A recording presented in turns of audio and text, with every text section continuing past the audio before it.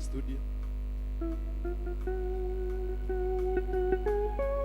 Hiyo ni ya pili, weka ya kwanza. Ukamwadhani utonye thĩinĩ, ndũkarũgame mũromo-inĩ, rĩu nĩndaigua mũgambo waku, Mwathani Jesũ ũtonye thĩinĩ,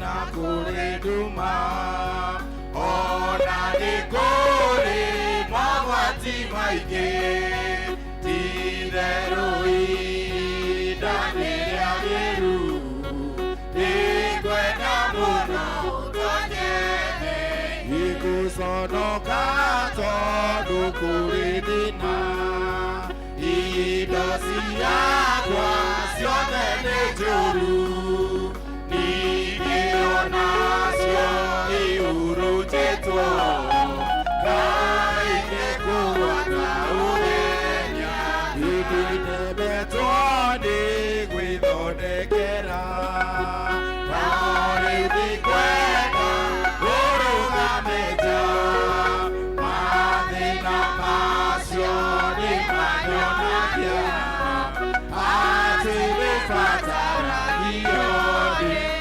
tondũ ũcio ndakũhoya ũke, gũtirĩ mũgeni ũngĩ tawe, watonya nĩ ũgũthondekera, wagĩria mũciĩ wa ngoro yaku, Mwathani ũtonye thĩinĩ, ndũkarũgame mũromo-inĩ, rĩu nĩndaigua mũgambo waku, Mwathani Jesũ ũtonye thĩinĩ. Na atiga kwaria akĩra Simon atĩrĩrĩ, ta twara marikabu harĩa hariku mũikũrũkie ngara cianyu cia ndigi iria-inĩ mũtahe ciũngũyũ. Ithe witũ twanyiha kĩgongona-inĩ gĩaku rũcinĩ rũrũ Mwathani, tũgĩgũtĩĩa, tũgĩkwambararia, tũgĩkũgoca, nĩ tondũ Ngai witũ nĩ ũtũhete mũthenya ũngĩ mwerũ mũthamaki, tũke tũkũgoce, tũkwambararie na tũgũcokerie ngatho, nĩ tondũ wa tha ciaku nyingĩ, nĩ tondũ wa ũtugi waku Jehova. Nĩ tũrenda Ngai witũ gũgũthaitha na gũkwĩra nĩ tũkwenda wambanĩrĩrie na ithuĩ kĩgongona-inĩ gĩkĩ Mwathani, ũtuĩke wa kwĩgocithia na maũndũ marĩa mothe tũngĩka mũthenya ũyũ. Nĩ wega Ngai witũ tondũ nĩ ũtwarahũrire nĩgetha tũke tũkũinĩre, tũkũgoce, ona tũigue ngumo yaku Mwathani. Ĩtĩkĩra Ngai witũ gũtũhe roho waku mũtheru nĩgetha tũikũrũkĩre, ona nĩgetha maũndũ marĩa mothe tũngĩka Jehova magocithie rĩtwa rĩaku. Rĩu tũkĩambĩrĩria Baba, twerekereria moko-inĩ maku Ngai, nĩ tondũ nĩ tũkwenda kĩambĩrĩria kĩega gĩtagatĩ ona kĩrĩkĩrĩro, o kĩrĩa Ngai witũ ũgũtũhe kiumanĩtie na kũrĩ we, na nĩ tha-inĩ ciaku na cia mũrũguo Jesũ twatwĩtĩkio acokia ngatho. Wĩhũgũkĩre mũndũ ũcio wĩ thutha waku, ũcio wĩ thutha waku, ũcio wĩ thutha waku, mũgeithie mũgeithie mũgeithie mũgeithie mũgeithie mũgeithie, geithie ũcio wĩ thutha waku, geithie ũcio wĩ thutha waku.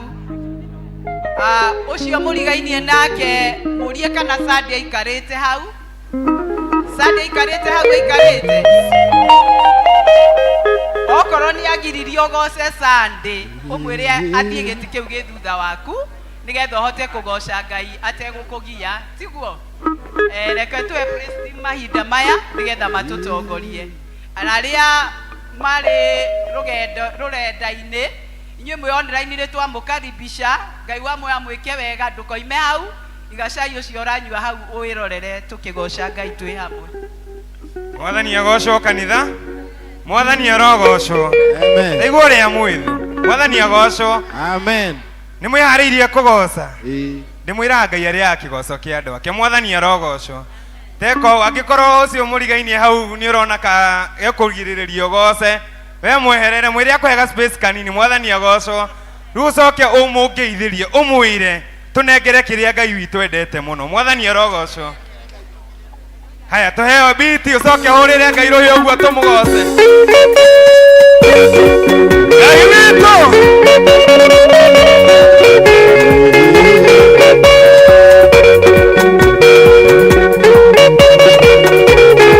Ngai wakwa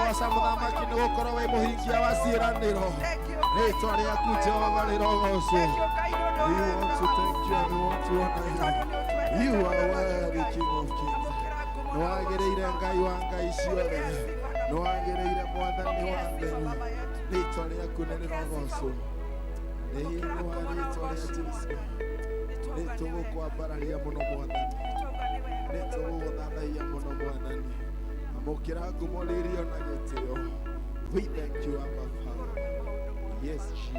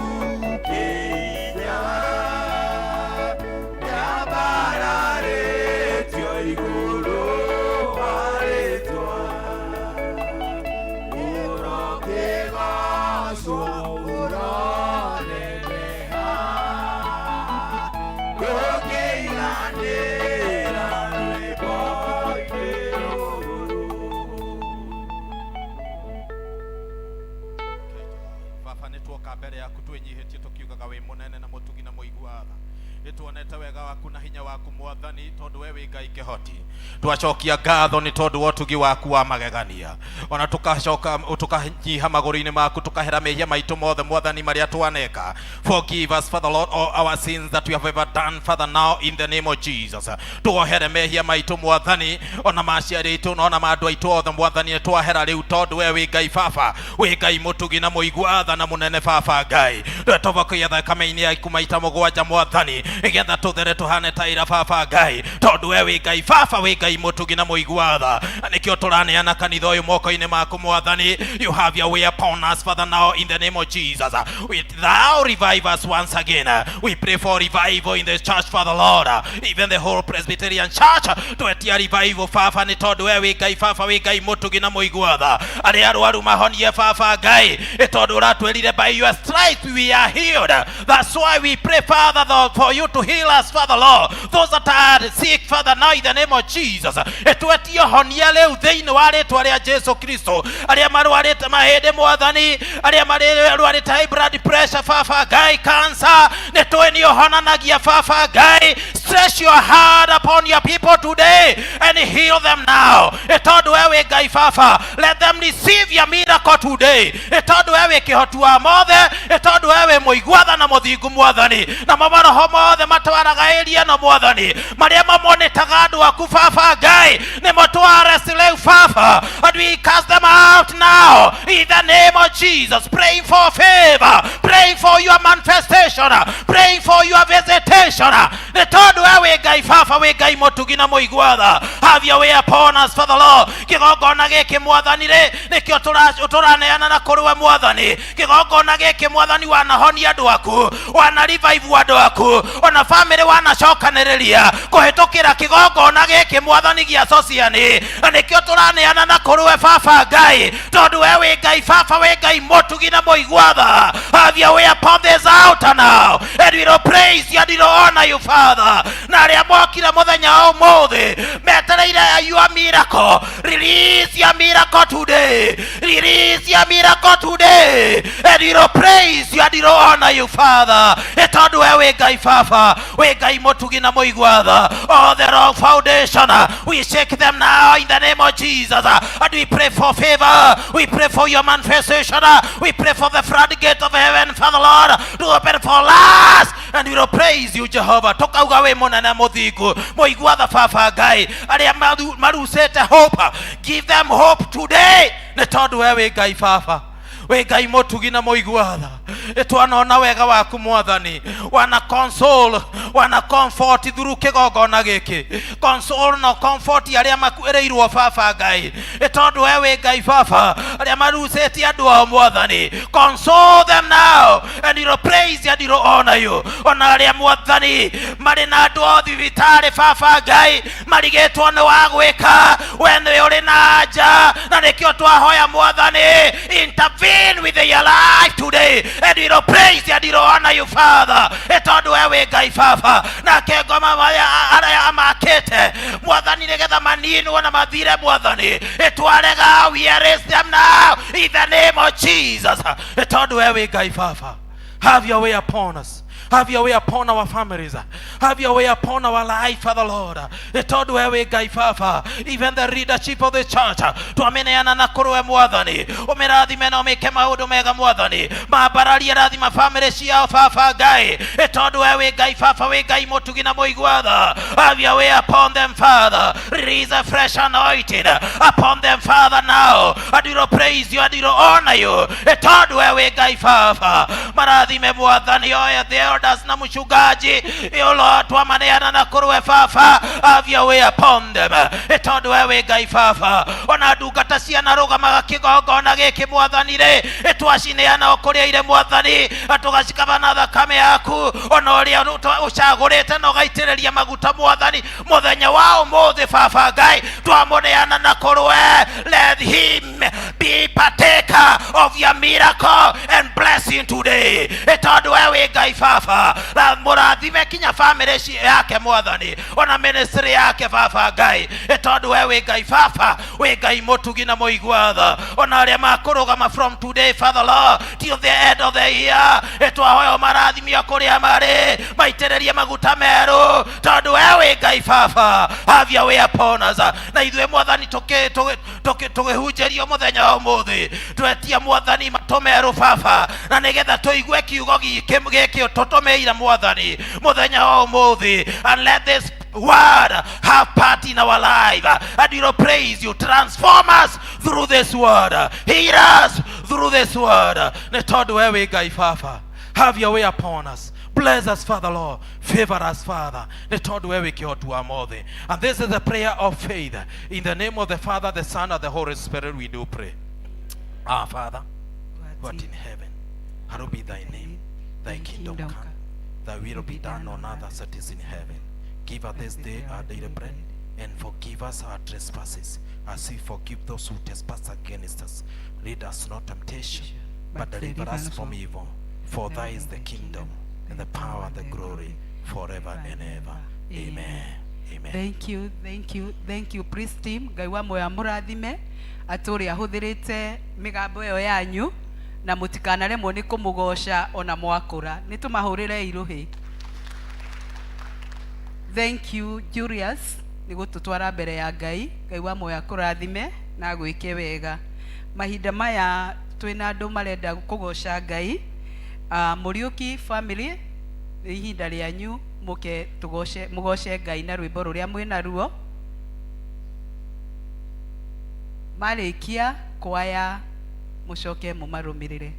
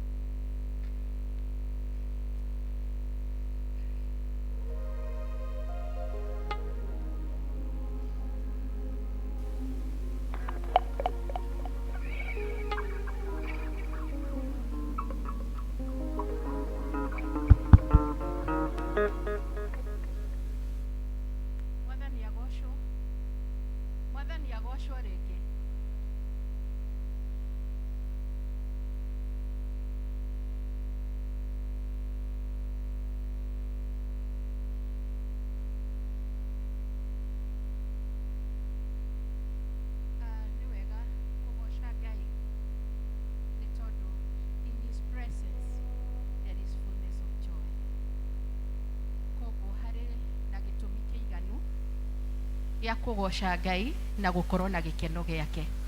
Ukariganirwo ni maria uma namo ukamenya uri kigongona-ini kia Ngai koguo hari na gikeno giake. Nĩ ithuĩ twetwo Mũriũki's family, and we thank God tondu ni atuhotithĩtie gukorwo turi haha muthenya wa ũmũthĩ.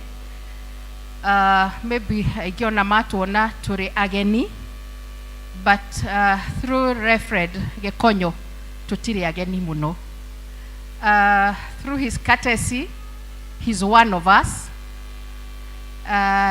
gwiciria karugano kau kangi ni tukuheana riria gukorwo ari haha. He's a friend, he's our brother, and he's a son to our dad. Mwathani arogocwo. Ndiraria handu-ini ha our dad, who is a dear father to us. Ni aingi ma tukoragwo turi aingi but tutingihotire guka, na muthenya wa umuthi twoka turugame nake tukienda gucokeria Ngai ngatho ni tondu uria atwikite. Ni tukoretwo na gathabari. We lost our mom that was in August. Yes. Na ona kurwara gwake mutungatiri Gikonyo ni akoretwo arugamite na ithui. And we felt it wise ni tondu giki ni kigongona kia Ngai tuke tutie Ngai ni tondu wonene wake na utugi wake uri ukoretwo twaranite hamwe na ithui. Na riria dada ageire na reciria riu na ithui tukiuga no nginyagia tukorwo turi hamwe nake, and that's the reason we are here.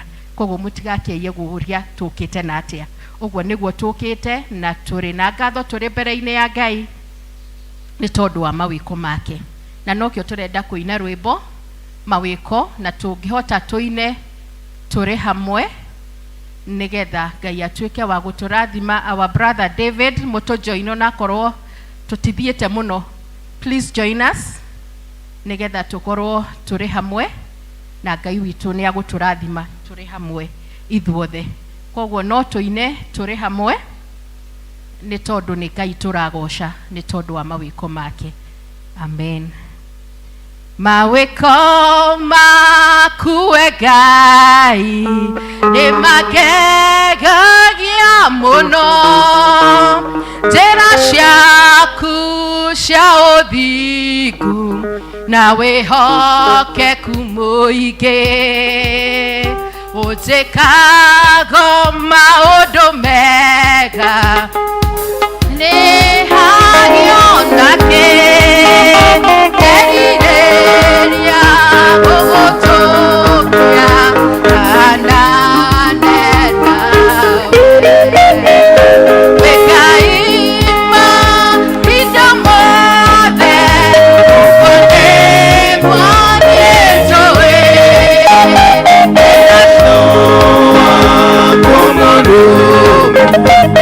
When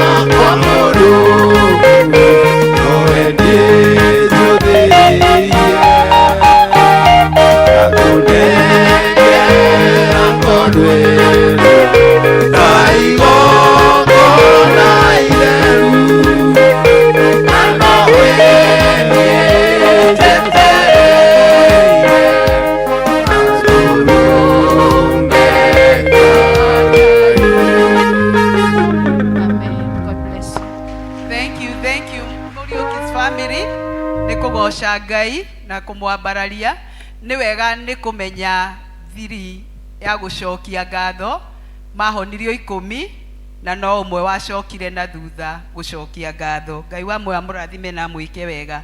Mahinda maya tukuhe development kanya gaka.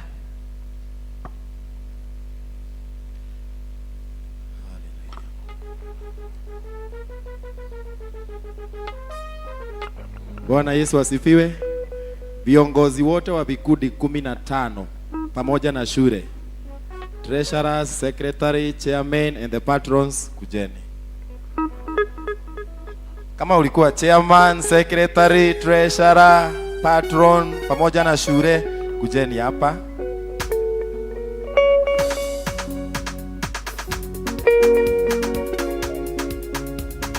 Yesu ni mwega, atwende tiao, wabira igoro, agiuka guku, yadesiro ni andu, nani adedirio, agira gotono, waniye nawe.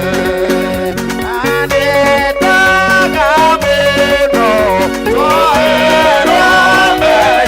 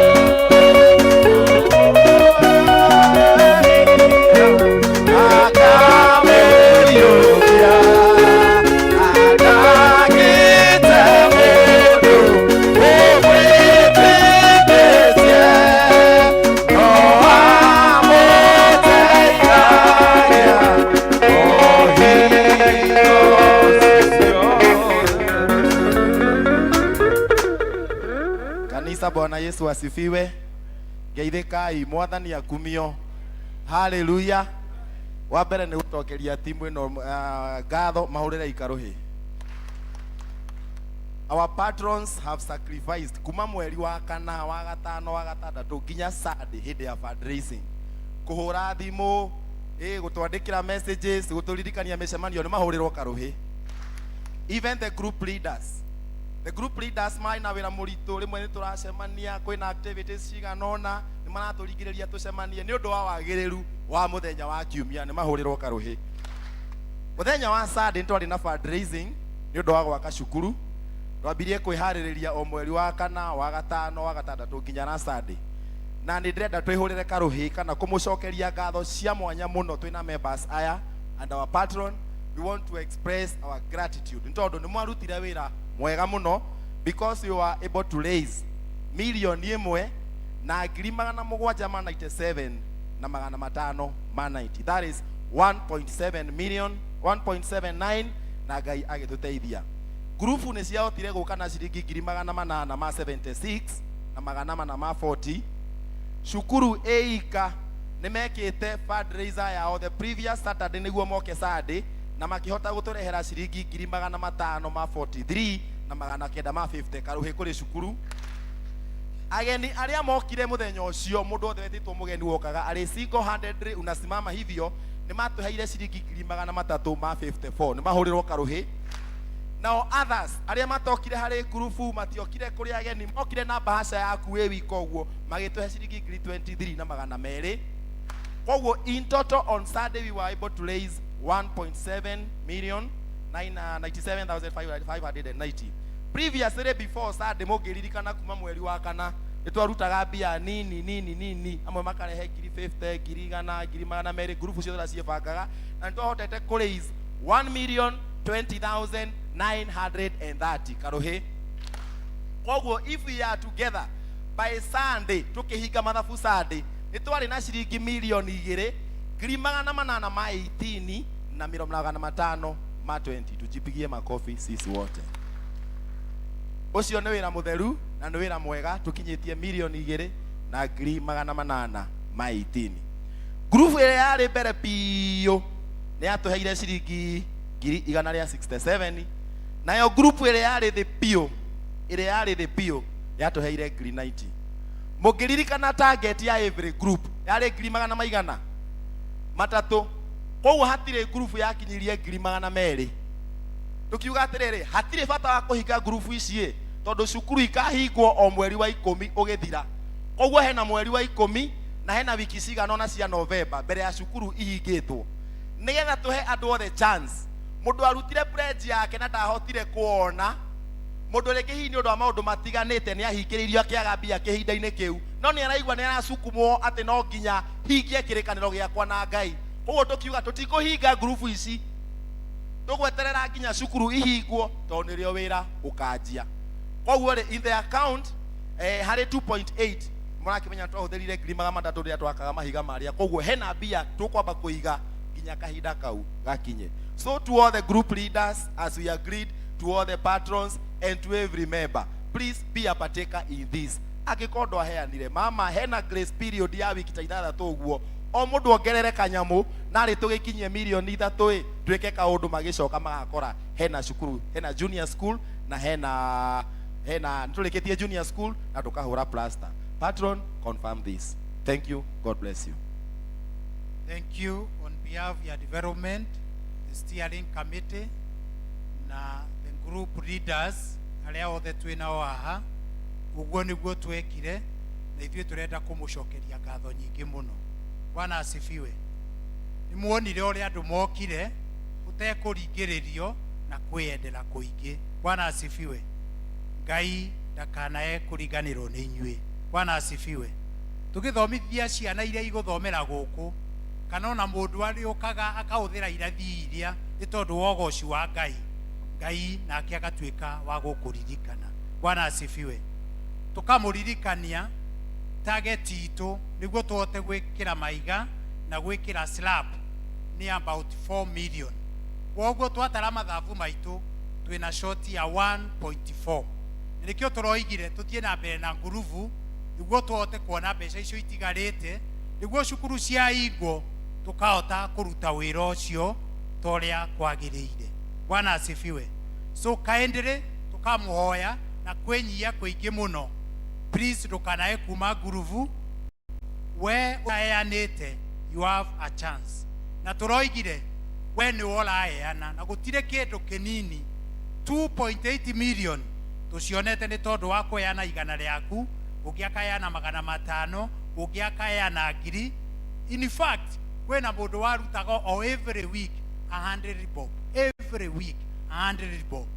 No ngithie kurora mathabu ma mundu ucio me iguru muno, koguo ni ngoro ndamuhoera Ngai atuteithie niguo tugikinya mweri wa next month 25th gwiciana yo cukuru ikaingo tukorwo tuonete 1.4 niguo twake maiga na twikire slab ni tondu wa junior school.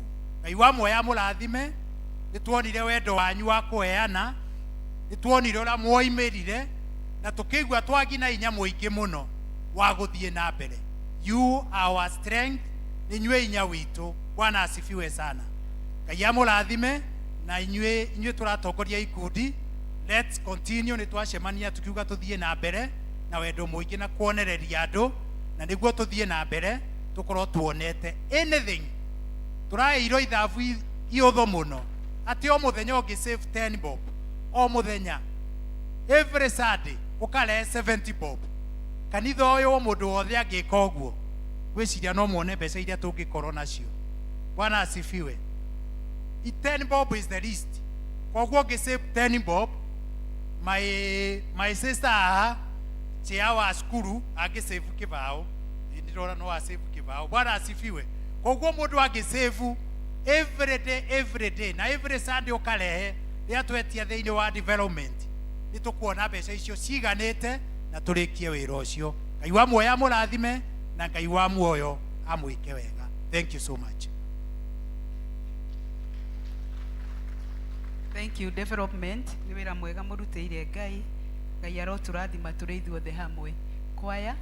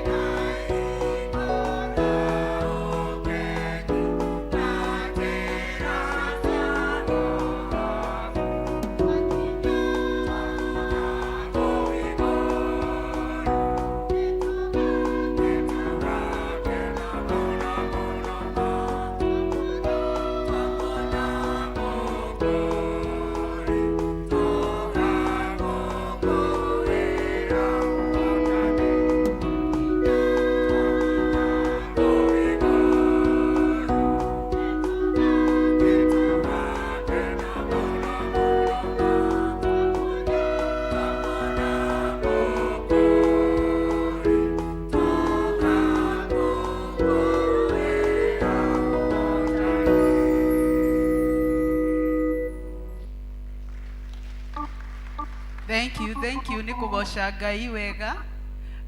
Ihoya riakwa ni ingimuhoya ni migambo yanyu miega mutikanareke kariganira mungikira YouTube nyumba cianyu no tuhote kumurumirira na mweni akiri hau ni ekumuonereria tutigae kuhingurira ciene ekei tu na ithuĩ tugeka atia tukenda tumenyekane muno andu makaiguaga ni sociani me YouTube kugia na YouTube ya sociani kwaya na ni njui mutingiremwo Ngai wa muone kumuhe hinya ucio. Mahinda maya tugwita ciana nigetha ihoerwo ni mutungatiri Emmanuel aria mena ciana rehe ciana mbere nigetha mutungatiri Emmanuel acihoere.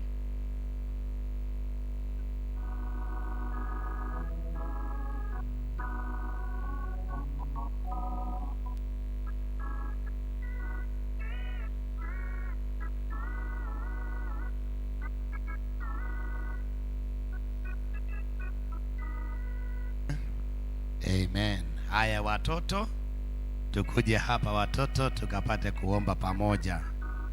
Wiria Jesu agasoka aje remanake namanage nemo watoto wote haria anako magadhera tanjata ota yake warie ogomaga dhakara wana mema wana toto twana toto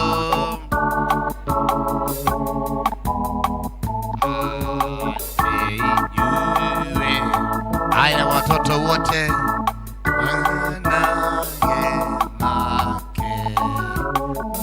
magadhera ihotaya iugomaga dhakara managema. Amen. Aya, amjambo watoto, Bwana asifiwe. God is good and all the time, and that is his nature. Mungu wa mbinguni awabariki sana. Asanteni sana wazazi kila wakati kwa kuleta watoto wenu kanisani. Siku moja kijana wa miaka 10 alishikwa na askari akapelekwa police station, na alipopelekwa obviously kama kawaida mama yake na baba yake wakakimbia huko kwenda kumwangalia ni nini, kumlipia bail na kadhalika. Hiyo yote ikafanyika na wakaachiliwa wakaenda. Wakiwa pale mlangoni, askari mmoja akaita mzee na mama akawaambia, take your child to Sunday school and you will have taken him or her out of jail. So parents, it is important we bring our children to Sunday school, na tutakuwa tumewatoa kwa jela nyingi za dunia. Naomba tusimame ili tuombe pamoja na watoto. Alafu tunasema weteki na Kikuyu ama mnasemaga na lugha gani? Iko haya hiyo. Haya tunaanza na hiyo. 1 2 3 nenje teke tie.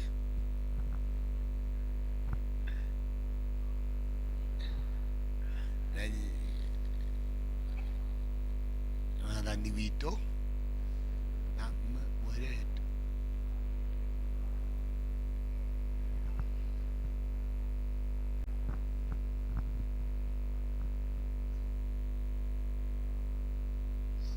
akarioka akamahare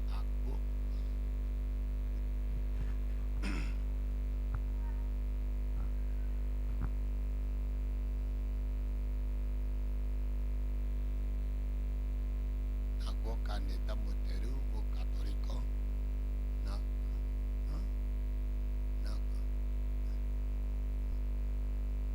Amen. Na tuombe. Baba wetu wa mbinguni, tunakushukuru, tunasema ni asanti kwa neema na baraka zako. Asanti Mungu wa majeshi kwa sababu ya kipawa ya watoto. Kati ya mibaraka nyingi sana ambayo unatupatia Mungu, unatupatia watoto. Mungu wa majeshi, twasema ni asanti. Maana neno lako linatuambia katika kitabu cha Zaburi 127 mstari wake ni 3 na 4 ya kwamba watoto ni baraka kutoka kwako, zawadi ya urithi ya watu wako. Tunawakabidhi watu hawa mbele ya mikononi mwako. Mungu wa majeshi, waongoze katika maisha yao ya utotoni, na hata Mungu wakielekea katika maisha ya teenage, wakielekea katika maisha ya youth ama ujana ama wanarika, wakielekea pia katika maisha ya young adult na adulthood na old age. Hii maisha yote Mungu wa majeshi ni safari mrefu, ni barabara mrefu, na Mungu wa majeshi tuwakabidhi watu wetu mikononi mwako wanapokuwa.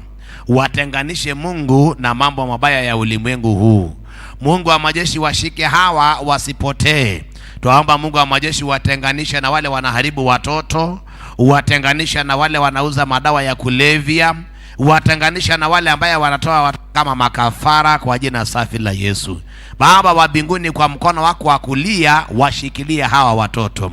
Tunaomba Mungu pia wapate afya njema, ili Bwana waendelee na maisha yao, masomo yao, na kisha baada yote Mungu wa majeshi wakapate kukutumikia katika ulimwengu huu kabla hujalikujia kanisa lako.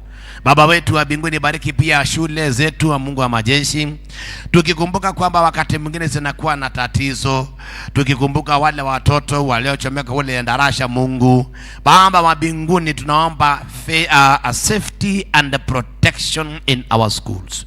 Tuwaombea pia majeshi, Mungu wa majeshi, wale ambao wanarani hizi mashule, Mungu wasiwe wanaongoza tuna tamaa ya watoto wengi na wanasahau kuweka mikakati ya usalama ya watoto wetu.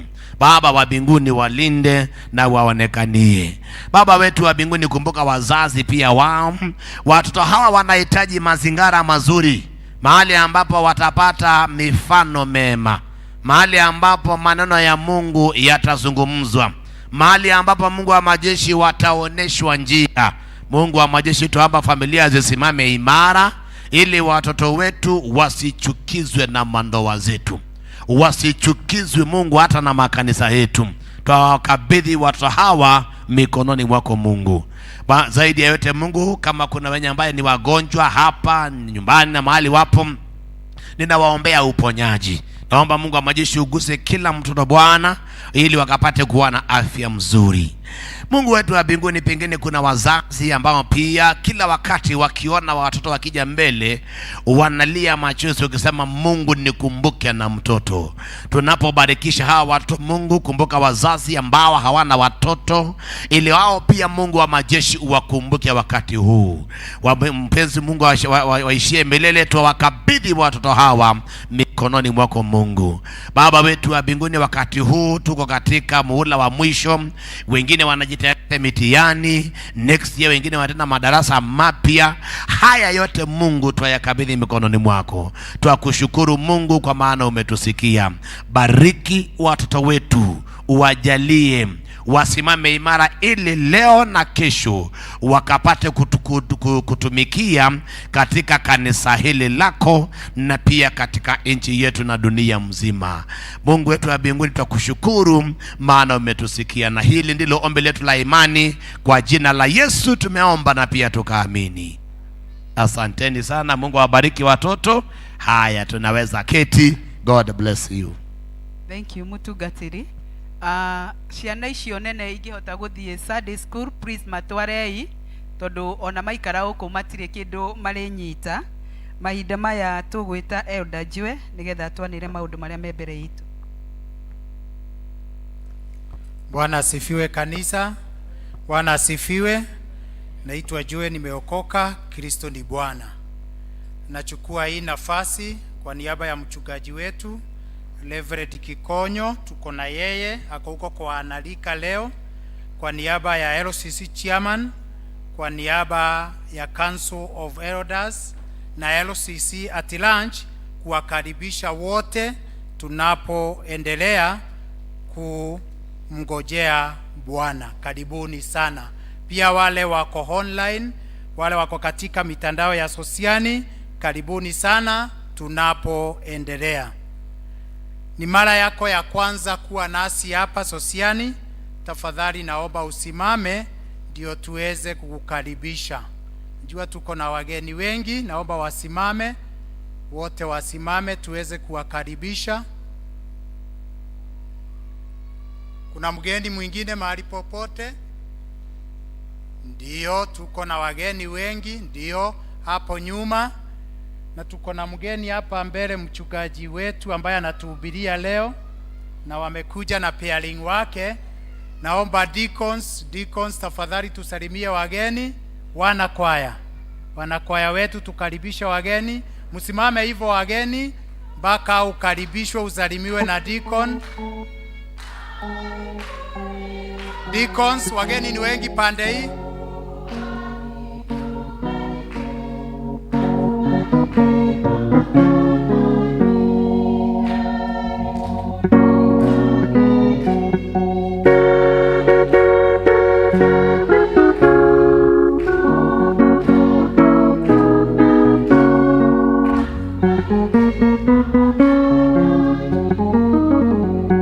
Asanteni sana wageni wetu. Kama mko hapa kuendelea pamoja nasi, tukimaliza hii banda tutaona wazee wa kanisa pale nyuma, na kama tutarudi makwetu twawatuma na salamu za upendo wa Kristo. Tuendelee na matangazo yetu. Leo tuko na Presbytery Prayers Fellowship pale Unity, kanisa letu la Unity, na kwa hivyo hatutakuwa na maombi ya mitaa, na tukimaliza saa nane na dakika 15 basi yetu itakuwa chonjo kuwapeleka wote, na pia itawarudisha hapa. Kwa hivyo members wote wa kanisa tunaombwa tuende pale Unity iko hapa Umoja, ndio tuweze kushiriki katika maombi ya presbytery yetu ya Nairobi South. Kama vile tunavyojua, mmoja wetu alienda kuwa na Bwana, Eunice Wambui Kiambothe. Mashishi itakuwa Tuesday tarehe 24, na mashishi itakuwa pale Kikuyu mahali panaitwa Kerwa. Mwili tulitangaza on Thursday ya kwamba mwili uko St. Mary. Mwili ulisafirishwa mpaka PCA Kikuyu Hospital, ndio tutatoa mwili hapo na kuenda pale nyumbani Kerwa. Kama uko hapo na ungetaka kuhudhuria yale mashishi, naomba tafadhali deacons wa Muthaiga wasimame. Deacons wa Muthaiga, tuko na Bwana Ngugi pale, na tuko na our sister Nancy pale. Ukiwaona fare ni 600, ukiwaona watakupangisha vile utaweza kuenda. Bwana wa mbinguni awabariki. Tunajulishwa pale nje tuko na hema ya United Winner Sacco ambayo ilikuwa inaitwa Umoja Wendani Sacco. Wako na hema pale nje na wanaendelea kuregister members ambao wangetaka kuingia katika ile sacco. So tukimalizia ipanda, ukipitia pale utaweza kukutana na officials na watakueleza mengi, ama swali lolote ungeuliza pia utaweza kujibiwa. Pia tunaaribiwa ya kwamba Mbethi Muthoni Thuku wa district ya Mbaraka amepoteza baba yake mpendwa, na pia Mary Kamau wa Kanisani district amepoteza mama yake mzazi. Wote tunaomba tuendelee kuwaombea, alafu mengi tutajulishwa katika mitandao yetu. Deacons wa Mbaraka district wanaombwa wakutane na elder district wao, Elder Karanja, tukimaliza Kikuyu service. Deacons wa Mbaraka wakutane briefly na elder wao Karanja tukimaliza hii banda. Tafadhali tunaombwa tukimaliza leo tuweze kuhudhuria ile maombi iko pale Unity, na pia kama vile nimetangaza 15 minutes hapo basi itakuwa tayari kupeleka watu na kuwarudisha. Bwana wa mbinguni awabariki. Thank you Elder ni gutwanirira wega o mundu anyite haria he hake nigetha tuhingie o turia Ngai endete. Mahinda maya tuguthomerwo mathoma maitu meri, ithoma ria mbere tuthomerwo ni Edward Boro, riu ringi tuthomerwo ni Caroline Gamau.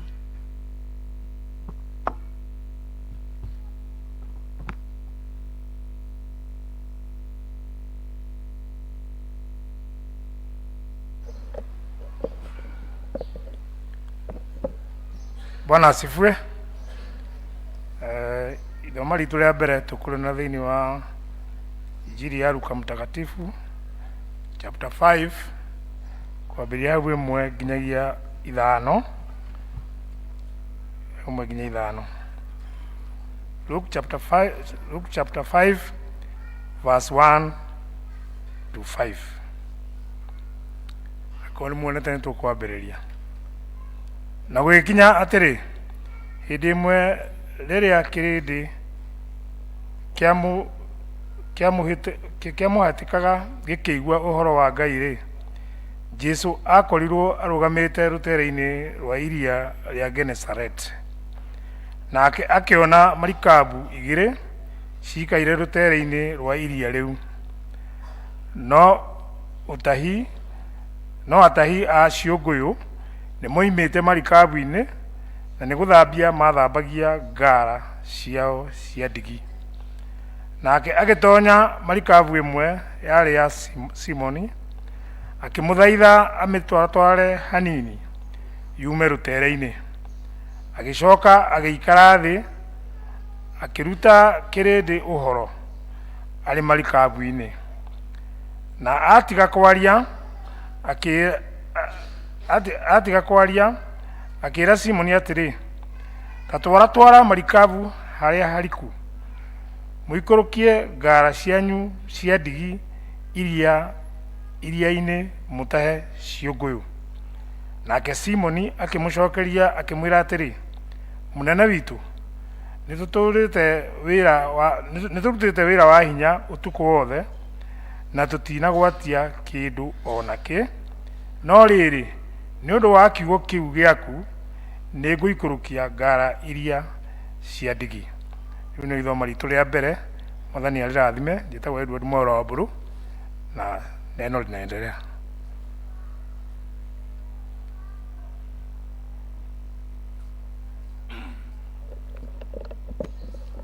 Bwana asifiwe. Tuguthie na mbere na ithoma riu Luke 5, tuthie na mbere na verse 6. Nao marikia gwika uguo magitaha ciunguyu nyingi ma, na cio ngara ciao cia ndigi igituika, nao makihenereria aria marutithanagia wira nao mari marikabu-ini iria ingi ati moke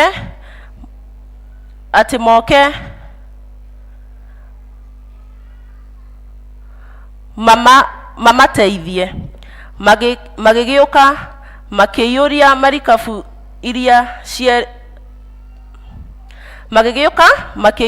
marikabu icio cieriki, nacio ikienda kuhorokera mai-ini. Nake Simoni Petro na ona uguo akiinamirira maru-ini ma Jesu akiuga atiri, ta jeherera Mwathani, nigukorwo ndi mundu mwihia, ni undu we ona andu othe aria mari hamwe nake ni magitwo ni kigeganio na undu wa ciunguyu icio nyingi matatahite. Ona gwata Jakubu na Johana ariu a Zebedi aria marutithanagia wira na Simoni, nake Jesu akira Simoni atiri, tiga gwitigira ni undu kuma riu ni uritahaga ni undu Nake Jesu akĩra Simoni atĩrĩ, tiga gwĩtigĩra, nĩ ũndũ kuma rĩu nĩ ũrĩtahaga andũ. Nao marĩkia gũtwara merikabu ciao rũtere-inĩ, magĩtiga indo ciao ciothe, makĩmũrũmĩrĩra. Ngai wa mũrathime, njĩtagwo Karo wa Ngamau na ndĩ mũhonoku. Thank you athomi aitũ nĩ gũtũthomera wega. Mahinda maya tũkũina rwĩmbo rwa gũthagathaga ngoro citũ. Studio na praise team mũtũtongorie. Mwathani na ũtheri waku.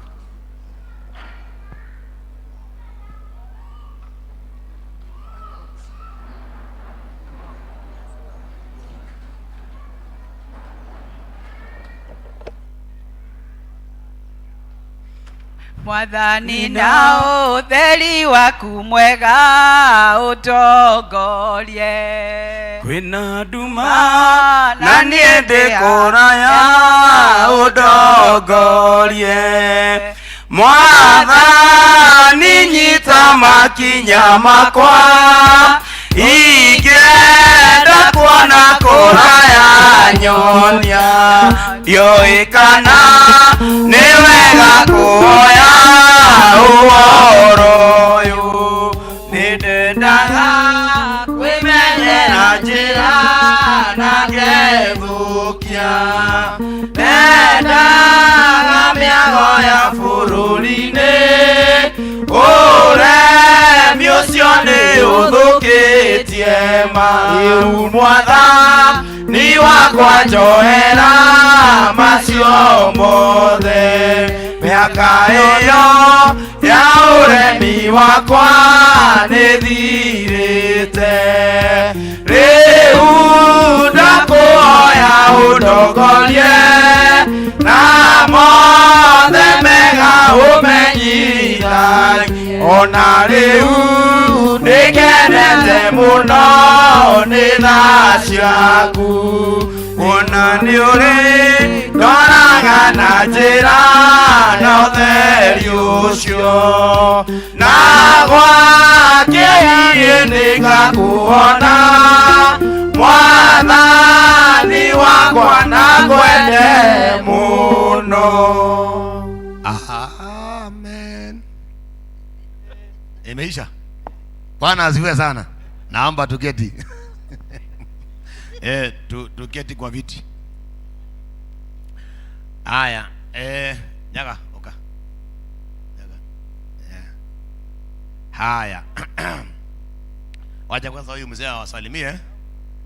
Alafu aimbe wimbo. Alafu aimbe wimbo. Nyaga ni rafiki yangu sana. Tumetoka naye Mokinye Parish, Githurai 45. Kila mahali naendaga ananipeleka nikahubiri kila mahali. Nikialikwa anaenda na mimi. Nashukuru sana. Yeye anaendeshaga magari ya Uber huku hii Kenya. So napenda sababu anajua kila mahali. Mimi nikukalia tu ananiweka hapo. Endelea. Bwana asifiwe. Amen. Vile mmesikia naitwa Nyaga, nimeokoka. Kristo ni Bwana na mkombozi wa maisha yangu. Na hii ndio mara yangu ya kuwa hapa Sosioni na nafurahi. Si Sosioni. Ni Sosiani. Sosiani. Ni jina nasikia Sosioni ni mtu. Nasikia ni kama jina ya kwao. Bwana asifiwe. Amen. Nataka kusema tikwagirira ni gwitikirika. Bwana asifiwe. Hata Reverend kuwa hapa Sosiani tikwagirira ni gwitikirika. Hata mimi kuwa hapa Sosiani, hata wewe pale huko. Bwana asifiwe. Tikwagirira ni gwika atia? Tuthie na mbere. Hallelujah. Amen. Na kama unaweza simama tuimbe pamoja ni sawa. Hallelujah. Kiugane kiugaga te thumbi ya nene, ituraga mutwa mwetene na tene. Haria Ngai akoigĩte rũgama wega, kũrĩega gũgũkĩra me thutha waku. tikwagirira nigwitikirika andå må thä kå rä me thutha wakwa kå rä meriragä gå kinya tikwagä rä ra nä gwä tä kä rä ka ti wä ra mwega nä tugi wa Ngai Ngai witå Ngai witå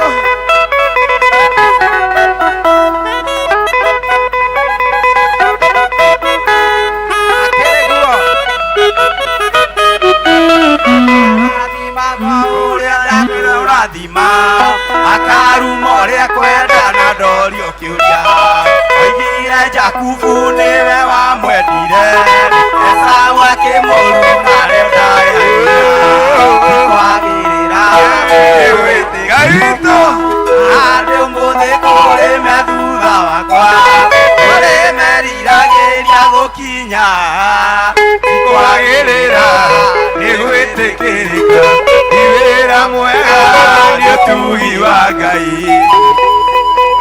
Ngai witũ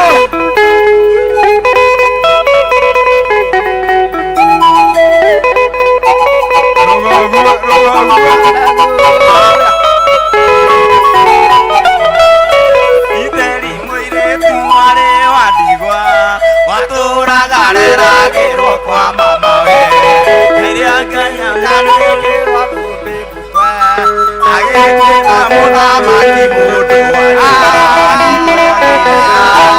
gwĩtĩkĩrĩka andũ mũthĩ kũrĩ me thutha wakwa kũrĩ meriragĩria gũkinya tikwagĩrĩra nĩ gwĩtĩkĩrĩka ti wĩra mwega nĩ ũtugi wa Ngai ũtugi wa Ngai Ngai witũ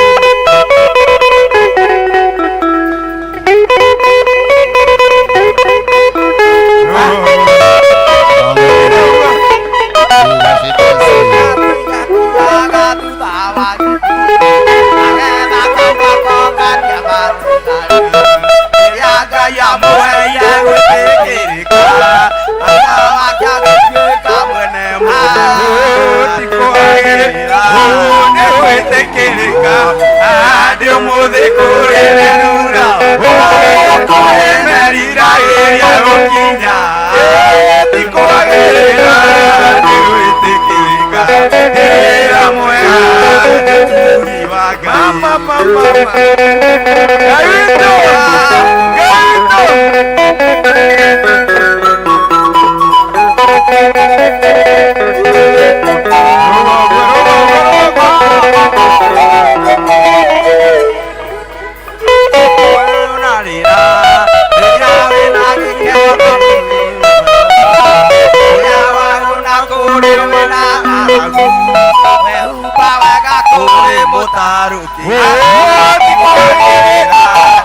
gwĩtĩkĩrĩka andũ mũthĩ kũrĩ me thutha wakwa kũrĩ meriragĩria gũkinya tikwagĩrĩra nĩ gwĩtĩkĩrĩka ti wĩra mwega nĩ ũtugi wa Ngai hũra rũĩ ũguo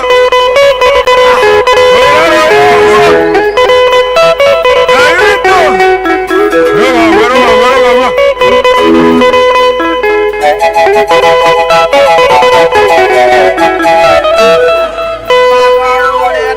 ũrathima akaruma ũrĩa kwenda na ndorio kĩũria oigire Jakubu nĩwe wamwendire Esaũ akĩmũruma rĩo ndayagĩra tikwagĩrĩra nĩ gwĩtĩkĩrĩka andũ mũthĩ kũrĩ me thutha wakwa kũrĩ meriragĩria gũkinya tikwagĩrĩra nĩ gwĩtĩkĩrĩka ti wĩra mwega nĩ ũtugi wa Ngai Ngai witũ Ngai witũ Ngai witũ wapi makofi mazuri kwa jina zake la Yesu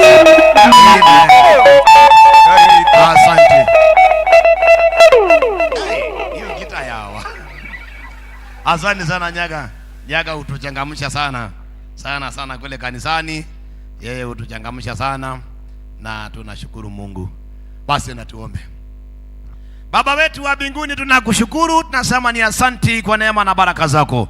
Tuko mbele zako Mungu tukapate kusikia neno lako. Naomba Mungu nitumie kama chombo chako kadri na mapenzi yako. Kwa jina la Yesu kanisa tuseme amen. Ya kwanza nimeokoka. Ya pili nimeoa. Na nimeoa mwanamke. Bwana asifiwe sana. Alafu akona watoto. Na hao watoto niliambia wote ni wangu na ni wengi. Sio imetosha. Bwana Yesu asifiwe. Ya mwisho nimetoka Mukinye, Githurai kia 45. Si vijana wanaimbaga na wase tumetoka Githurai. Sisi ndio hao. Bwana Yesu asifiwe sana. Na tuko na salamu nyingi sana. Kwa sababu hiyo ndio kawaida yetu ya PCA. Na sasa kwa sababu hii ni ibada ya Kikuyu.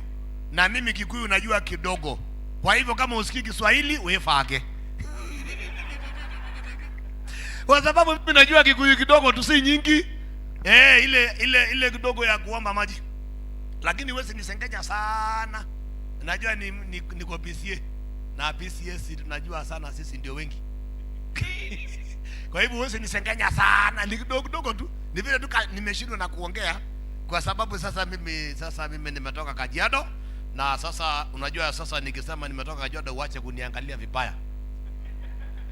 Sababu kuna mahali nilienda nikasahau sikuwa nataka kusema mimi ni Masai nikasema. Sasa kijana moja akakuja mbele. Ilikuwa revival kubwa, sasa tulikuwa nje. Katoka kuja akakimbia. Kaanza kuniangalia akanizunguka. Akatoka mbio. Akaenda akaambia mama yake, "Kai, mami, nimeona Masai amekaa mtu." Akisaidie sisi tunatuonea haki. Bwana Yesu asifiwe sana. Tumesoma katika kitabu cha Luka sura yake ni ya 5 mstari wa 1 mpaka 11. Na katika andiko hilo ninataka kunena juu ya kwenda ndani kiasi. Haleluya. Ambia jirani yako twende ndani kiasi. Sasa kwa Kikuyu ni kwa Kikuyu ni aje? Sikuwa mnisaidie. Twende ndani. Tolie. Hapana, nilisikia ikisemekana hariku ni mali dipa sasa hapo nitaka twende. Bwana Yesu asifiwe sana. Sasa uzuri wa mtu mwenye ajui Kikuyu sana mnahubiri pamoja naye. Sasa nikitaka kujua neno moja nauliza wewe unanijua na mimi najifunza hapo. Haleluya. Biblia ikasema hivi, Yesu akatoka Genezareti kwa sababu alikuwa amefukuzwa kwao Nazareti.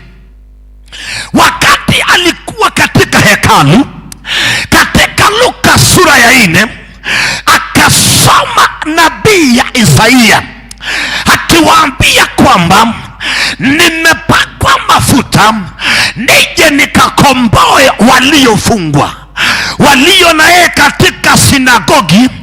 Biblia ikasema wakamfukuza, wakampeleka wamrushe katika mlima, lakini kwa neema yake Mungu akapita katikati yao. Sio Kalonzo wa kwanza kupita katikati yao. Haleluya kanisa.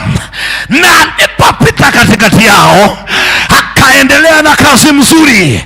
Biblia ikasema hivi, akaendelea akiwaponesha watu wengi. Akafika mahali panaitwa Genezareti. Sema Genezareti. Akakuwa akiwahubiria watu hapo, na hapo ilikuwa kando ya bahari. Na katika bahari hiyo kulikuwa na watu waliokuwa wanavua samaki. Nimesikia samaki na Kikuyu zinaitwa shiongoyo. Shiongoyo. Bwana Yesu asifiwe sana. Kulikuwa na watu ambao walikuwa wamevua samaki na walikuwa wameng'ang'ana usiku mzima wakitafuta, wakienda mbele na nyuma, waking'ang'ana na masamaki, lakini usiku mzima ni kana kwamba walihepwa na samaki. Bwana Yesu asiwe sana. Unajua saa nyingine unang'ang'ana, unaona kama baraka inakuhepa. Menang'ana Nairobi hii, ploti zinakuhepa. Ulikuja Nairobi miaka nenda miaka rudi, wakati Ruai ilikuwa inauzwa 5,000 na ikakuhepa. Siku ya leo roho ya kuhepwa na baraka ishindwe kwa jina la Yesu. Bwana Yesu asiwe sana. Sema sitahepwa na baraka kwa jina safi la Yesu. Usiku mzima masamaki zilikuwa zinawaona zinapika kona kwa. Haleluya. Hakuna kitu mbaya kama kuhepwa na baraka. Dada unahepwa na wajamaa wanakula chips wanaponyoka, wanakula sausage wanaponyoka. Unawalika kwako, umepika kuku, wanakula, wanatokea mlango ya nyumba, unabaki single. Kijana amehepwa. Wadada wote wa sosiani wako na top yako. Kienda najua nilikuwa hapa Makadara, kulikuwa na soko ilikuwa inaitwa hii iko karibu Buruburu, ilikuwa inaitwa nini? Si Mutumba. Nakumbuka saa hii. Kila dada amevaa top yako. Wote wanavaa wakiponyoka. Usiku mzima baraka zilikuwa zinaponyoka hawa jamaa. Mpaka kukakucha. Sikia hapa. Kukakucha. Hawana chochote. Nataka kuimagine Petero alikuwa angeenda nyumbani, angeambia bibi yake aje. Datora dhoko marigiti. Datora kori ya grogoni. Na dirona kedo. Akakuja tu empty handed. Angekuwa mama wa siku hii, angemwambia nini? Shoka kori ya urauma. Bwana Yesu asifiwe. Majamaa hao wakakuja, wakaosha neti zao, wakaweka meli yao kando, wakakaa Mng'etho. Sasa chunga sana Mng'etho. Mng'etho ni ya watu ambao wamekesha usiku mzima na hawajapata ng'o. So chunga Mng'etho. Hata ile yenye Gishaki, hata ile ni ya watu ambao wamekesha usiku mzima na hawapati ng'o. Wakakuja kukaa hapo. Maandiko ikasema hivi, Yesu akakuja katika hali yake ya kuhubiri, akapata watu ambaye wako tupu, watu ambaye wameng'ang'ana, hakuna kenye wamepata, wamegive up, wameinua mikono, wakasema shaigana, wacha tukae sasa, wacha tufe njaa sasa. Hapo ndipo Yesu akawapata. And by the way, wakati Yesu alipokuja duniani alitukuta hivyo. Alitukuta kama tumehoreka, alitukuta kama tumeisha, alitukuta kama hakuna mwelekeo. Lakini kwa neema yake, haleluya, kwa neema yake akatukufia msalabani, ili mimi na wewe hata dunia ikikosa bado tutukaye wabarikiwa. Bwana Yesu asifiwe sana. Najua masaa itakimbia, kwa hivyo acha nikimbie kidogo. Biblia ikasema hivi, Yesu akamkaribia Petero, akamwambia, we merikevu ya kure. In fact nimesikia tukisoma na Kikuyu na msamaji akasema akemodhaidha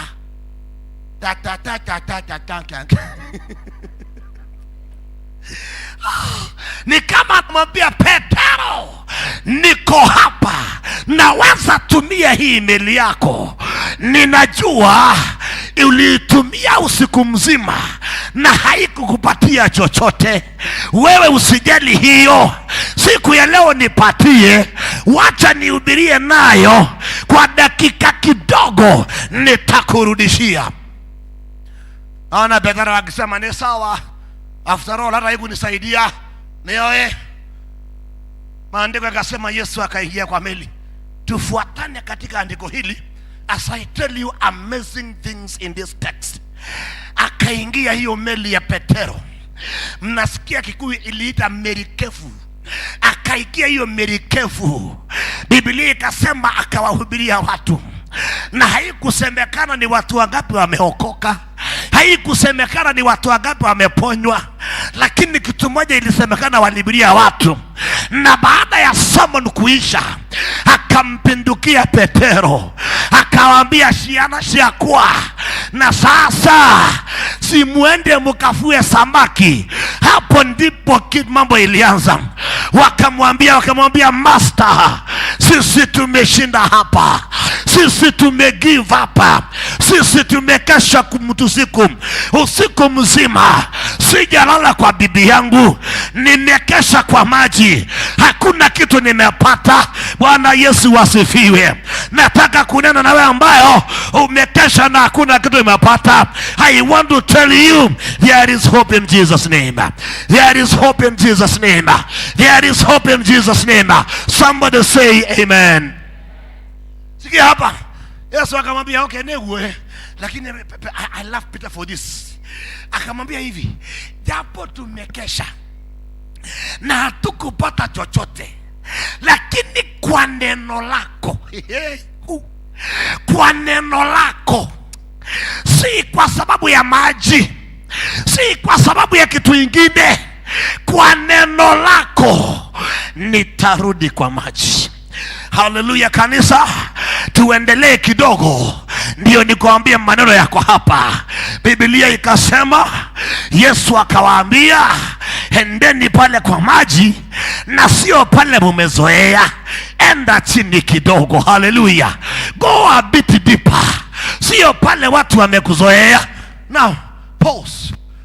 Kuna mahali ambapo umezoea, kuna ka area ambayo watu wamezoea ukikulia. Haleluya. Hata kuna kawibu ambayo watu wamezoea ukiimba, wakikuona tu kule kwetu kanisani Kajiado, najua unakuwa na wale wamama wanaomba intercessory prayer, wale wa zamani wenyewe walikuwa wanaomba maombi. Bwana wanaomba maombi, unatoka unaenda dukani, unakunywa chai na unarudi kiendelea.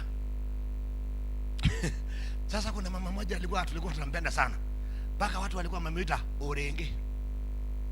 Sasa anaomba alafu anasema Orenge mwadhani, inaenda unalala unaambuka unasikia Orenge mwadhani.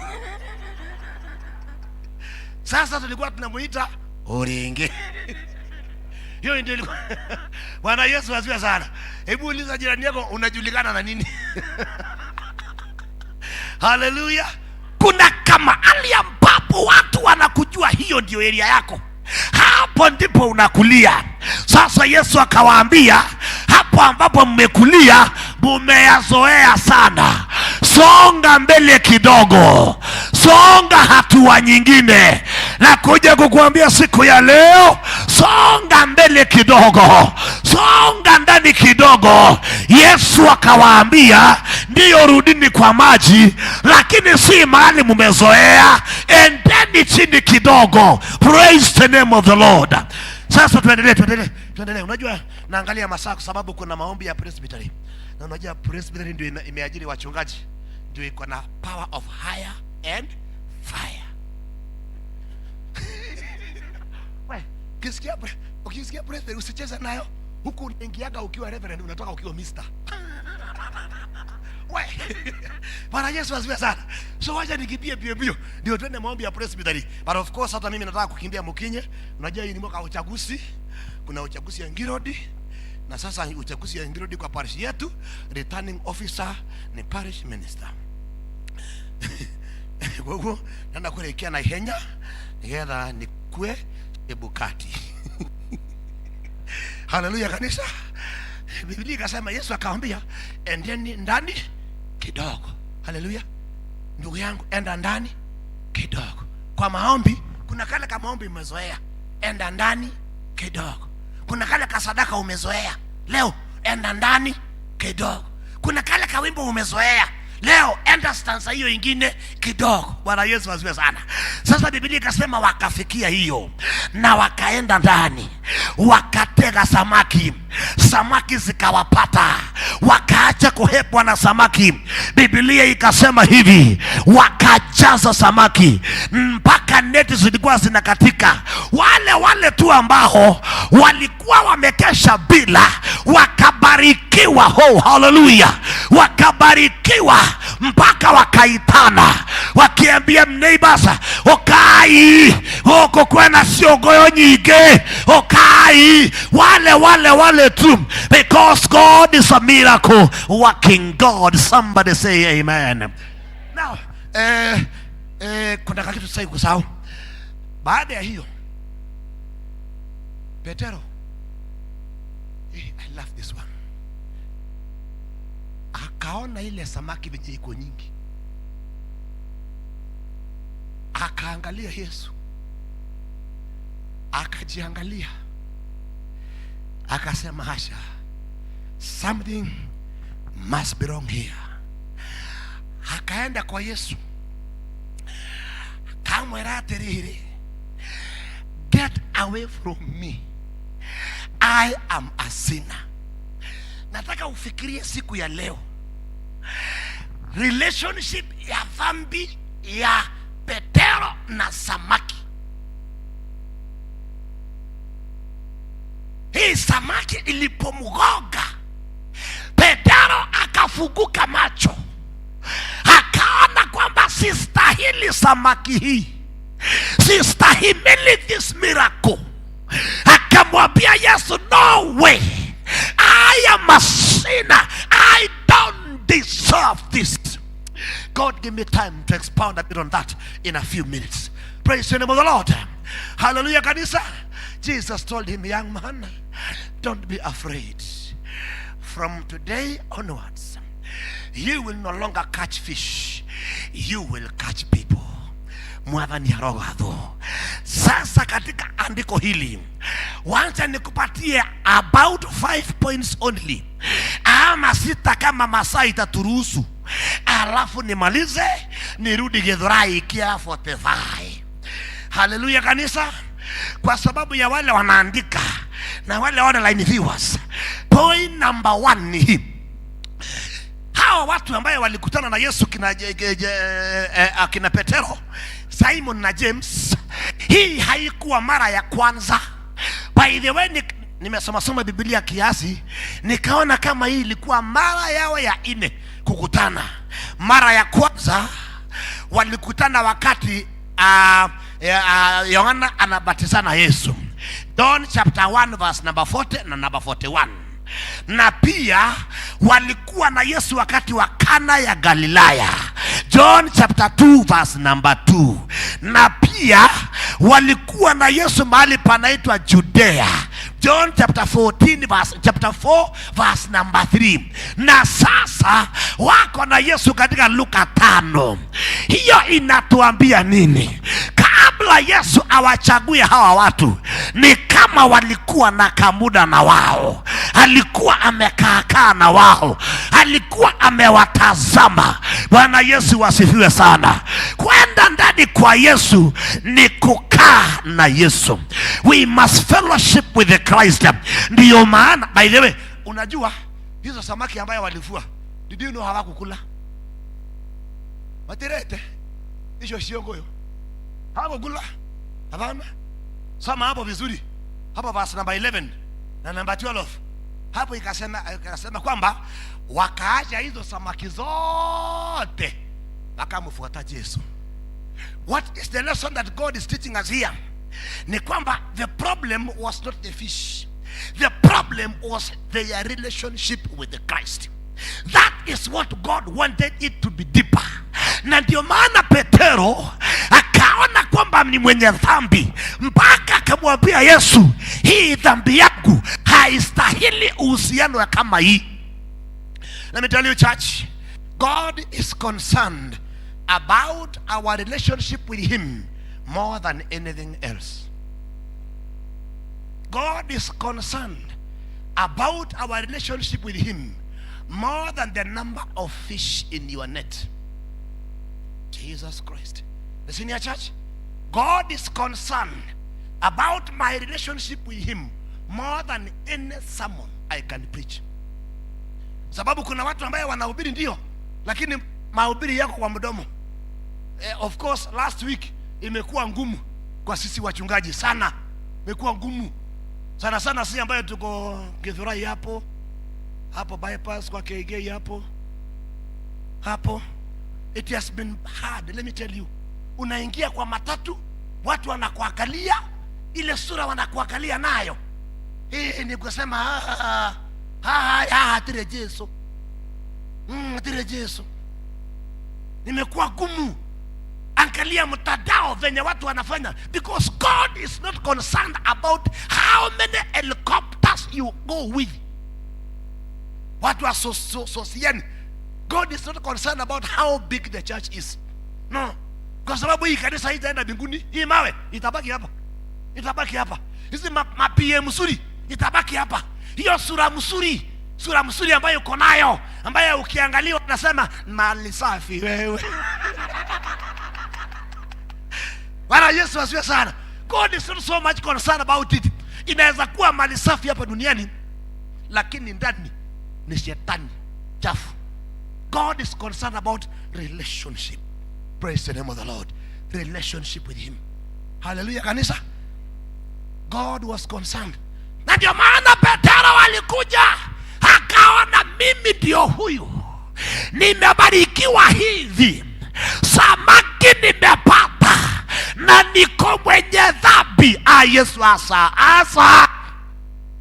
Kuna mtu ambaye ananiangalia siku ya leo, umehubiriwa miaka nenda miaka rudi, hujaiokoka nakaa tu na hujakufa, hata umeiba, hata pengine leo ulilala kwa mpango ya kando na uko hapa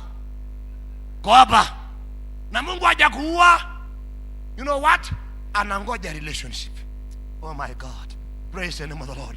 He is waiting for a relationship. He is waiting for you to get back to yourself like Peter. Umwambie Mungu, I am a sinner.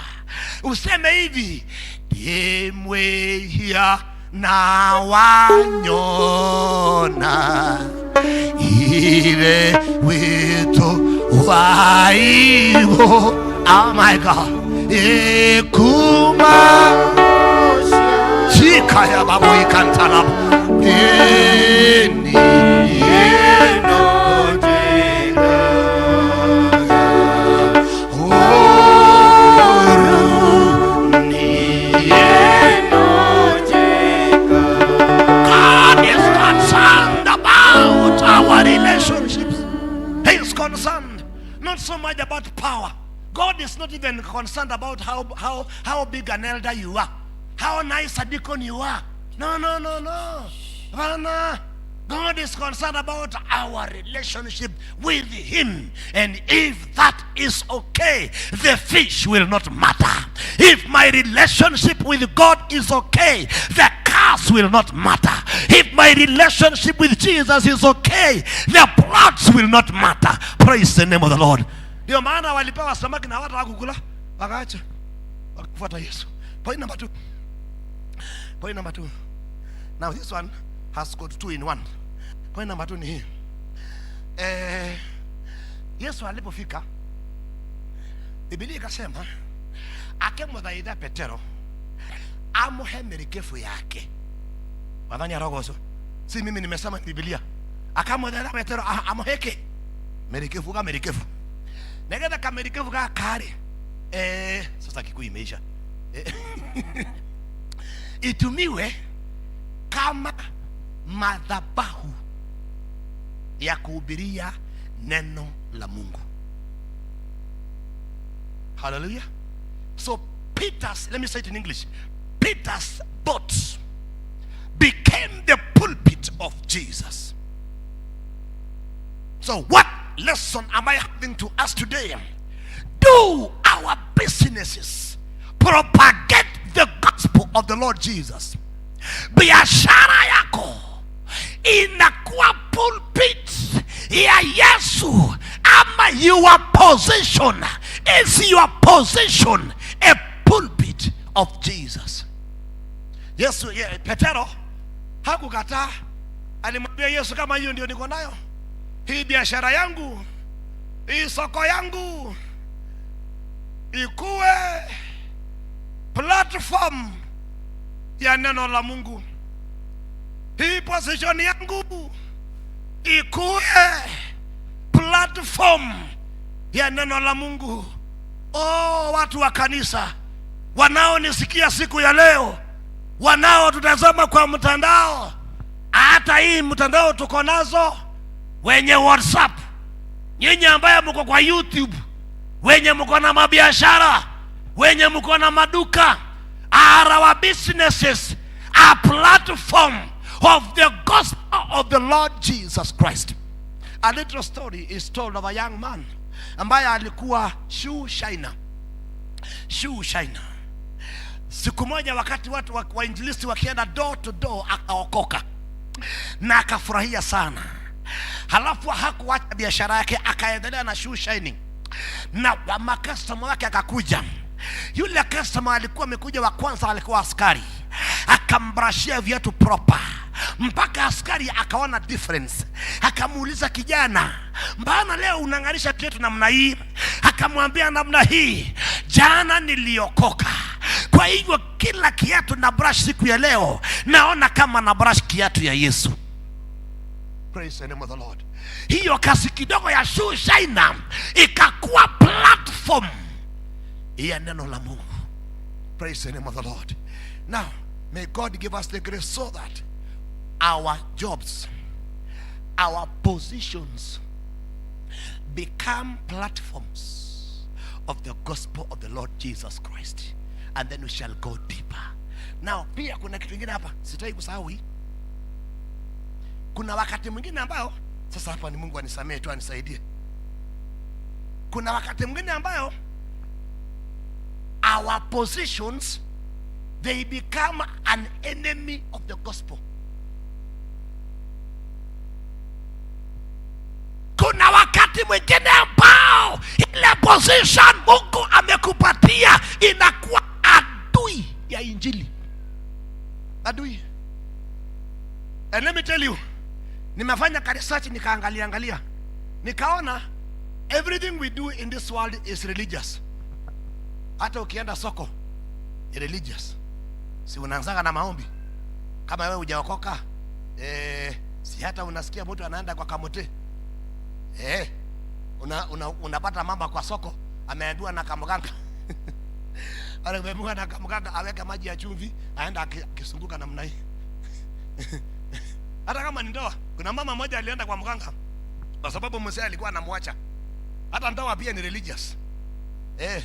Mzee alikuwa anamwacha, akaona aende kwa mganga amutafutie kitu. Sasa mganga akamwambia, ni rahisi sana hivi, enda pika chapati ukalie, alafu patie mzee. Atakuwa akisema njeri.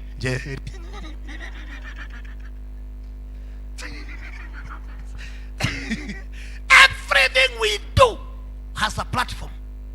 And let me tell you, church, it is either adui wa neno la Mungu ama propagator ya neno la Mungu.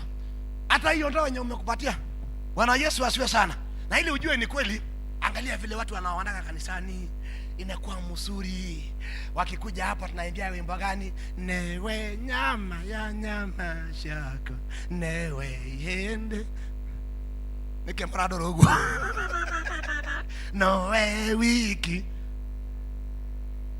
utweke keno kiango. Sini kuzuri hawa. Alafu akitoka anajua je, temetaga mairafa kedo aniyekeo kuma na sweet hati. Baadaye miaka 10 umuulize, no, your sweet heart, what has happened? Ni kwa sababu ile nafasi ambayo umepewa kama bibi, kama bwana, ikawa adui ya injili. Haleluya. Kawa adui. Mungu anakupatia nafasi mzuri sana kama deacon. Badala ya deacon kuwa baraka, deacon inakuwa adui. Nakupatia nafasi mzuri sana kama kuwa elder. Badala ya kuwa pulpit ya injili. Pulpit ya injili inakuwa adui. Na katisia watu kila kitu. Hakuna praise and worship, hakuna maombi, hakuna revival, evangelism ikipangwa, kuzirebesha, unakuwa adui na mambo ya Mungu. Badani araboswa. Hallelujah. Petero akapeana meli yake so that he does not become an enemy of the gospel. Hallelujah kanisa. Mama moja alikuwa anapatikana siku nyingine akibeba picha ya mzee yake. Nabeba. Mzee akaangalia kwa handbag akaona. Akafurahi sana. Akaambia ya. Yaani unabeba picha yako kila mahali? Akamwambia ndio kabisa napenda. Nikiangalia hii picha yako napata nguvu. Mzee akafikiria hiyo ni mzuri sana. Tajaramu and tell me more. Akaniambia unajua nikipatana na shida yoyote hata ikiwe gumu aje natoaga hiyo picha nasema kama nimeweza hii nitaweza pia hiyo ingine. Sababu gani? Saa nyingine sisi wanaume umekuwa adui wa injili kwa nyumba yako. Mama umekuwa adui wa injili mpaka mzee akuje kanisani. Bwana Yesu asifiwe. Injili imekuwa kali. Hii venye mmeniangalia na sura ngumu wake. Do our positions. Sinijui sisi tulikuwa na Shakahola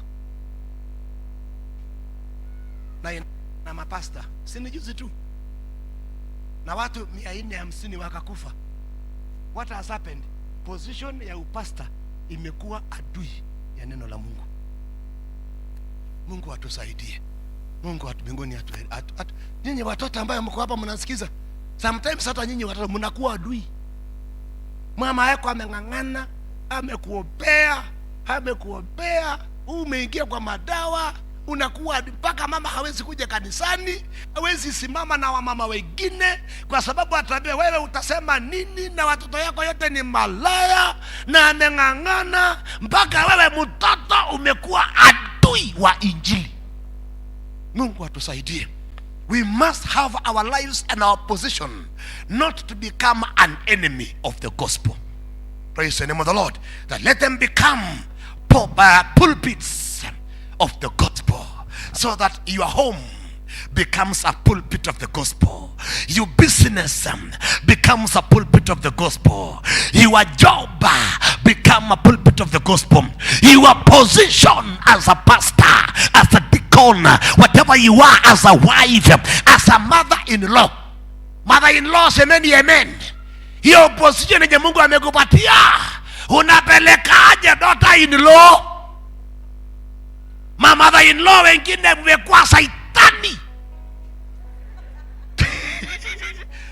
Daughter-in-law wengine na nikisema hivyo I have an experience. My own sister, my father has 3 wives. Unajua sisi ni Wamasai. Sasa advantage ya Wamasai hawafichi, si kama huku. Unaficha ingine mlolongo wapi? Masai bibi ya kwanza ni anaendea ya pili. Wa pili anaendea ya watatu. Semeni amen. Sasa mama yangu ndiye wa mwisho. Sasa ule bibi wa kwanza alikuwa na msichana. Huyo msichana alikuwa kisirani. Siku moja alishika mother-in-law yake akamtupa nje ya fence.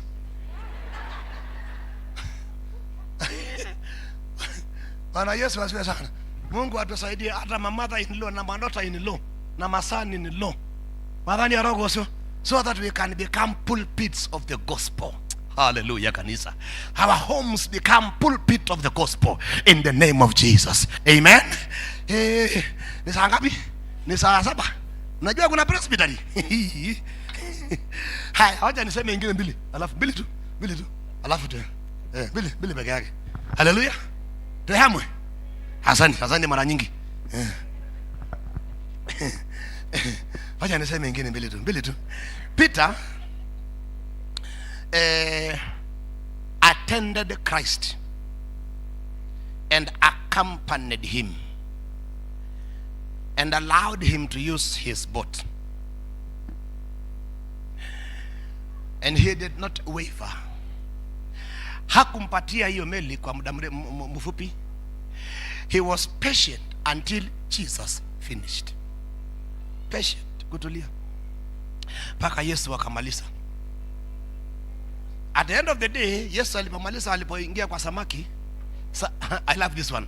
Samaki haikumtoa. Let me say it in English. The fish did not divert his attention to forget the giver of the fish and run to the fish. He did not. Hata kama zilikuwa nyingi aje? No. He was not diverted, so that he concentrates on the fish and not the giver of the fish. So Peter became consistent. Akafuata sio samaki lakini mwenye samaki. What do I want to say, church? Kwa wale ambaye wanaandika, this is the lesson I want you to take home. Those that will be constant followers of Christ will also have Christ as their constant guide. Hey. Wale ambao wanafuata Yesu bila kona kona, bila shortcut, bila kuangalia jina lake, bila kuangalia ametoka wapi. Wale ambao wanafuata Yesu constantly, hata Yesu pia, he will be their constant guide. Wala ni roho waso. Na ndio maana kwa sababu walimfuata Yesu, Yesu akawaambia ni sawa, meli mumenipatia, samaki hamukupata, lakini sasa hii mji hamuijui, and then on your right na mwende chini kidogo. Jesus became their guide. Naona kama walimba odogo yemwadhani Jesu ndemoye diwero aha nemo domenehi oinyita na wokogwa atondo aish ramasakata labori mayakati Jesus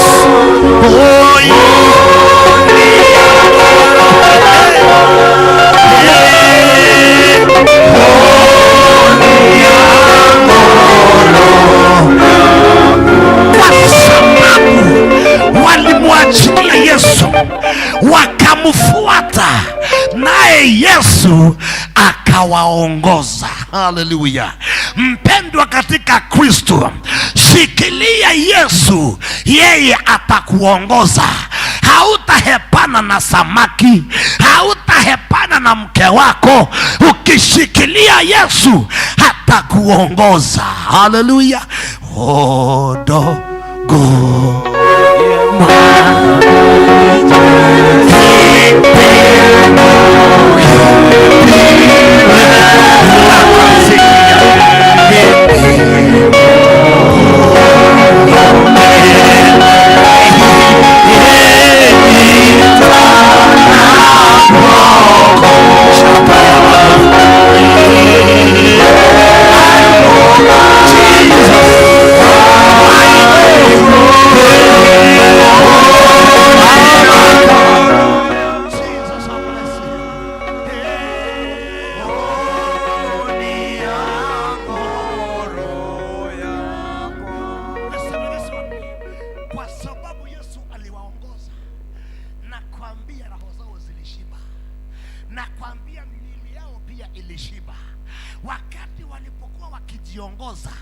walikaa kwa maji usiku mzima, wakatoka wakiwa wamechoka kimwili, wamechoka kiroho, wamechoka kila mahali, na bado wana njaa.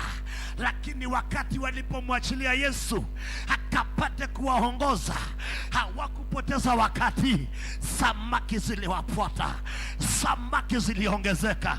Siku ya leo achilia Yesu akufuate, achilia Yesu akuongeze. Amina. Achilia kuoneshe njia, kwa sababu we are in a desert. Niliambiwa kwa ibada ya kizungu Kiswahili, wero ni wilderness, wilderness ndio ama desert. This world is a desert. Unajua nyinyi hamjui desert kwa sababu nyinyi mnakaa highlands. Uliza wa Masai desert nyinyi, wakati kumekauka. Kuna siku moja kulikauka, nilitoa ng'ombe Kajiado mpaka Kilimambogo na mguu.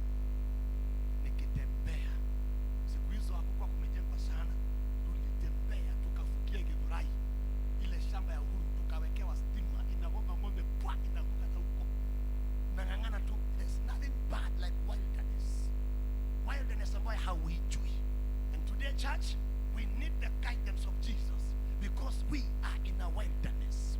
Hii dunia imekuwa wilderness mbaya. Parenting has become a problem. Kwa naambia watu jana nilibeba dereva ya Uber. Na si nilibebwa na dereva ya Uber na kijana alikuwa ameokoka. Kaniambia pastor, tuombee kwa sababu Kenya kinatendeka kwa hii dunia. Vile tusichana twetu tunaenda na tuze tunono tukubwa. You know. Tuduri. You know, it is terrible. Na wewe umeachilia msichana wako aende university. I was pastor in Thika for 6 good years. And I could see, and you know, Thika has so many students. Na kwa pia Friday, daktari mmoja alikuwa ameniambia Friday wanauzaka condom P2. Yote. Itakuwa morning after. Yote chemist yote zinauzaka yote by Friday. By Monday, Tuesday they wanna stock. Things are bad. Sio kisiasa, sio kikanisa. Kanisa zimekuwa na shida, mavita kila wakati. Fungulia WhatsApp, fungulia TikTok. Ara pastor alifukuzwa, ile kataji yake. Bwana Yesu asifiwe. We are in a wilderness. That is why we must have the guidance of the Holy Spirit. Praise the name of the Lord. Those that follow Jesus constantly, Jesus will also guide them.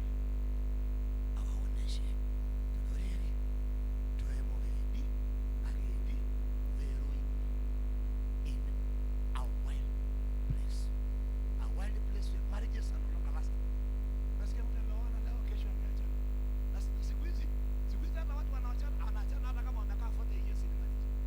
Nashangaa mtu umekaa naye 40 years in marriage. Unamwacha ukae na nani? Na wewe mwenye unachukua mtu mwenye amekaa kwa ndoa yake 40 years. Yaani kazi yako ni kungoja mabaki. Mate yote ilinyonywa, unakuja kuchukua mate yenye imenyonywa 40 years. Hata wewe ndio naki.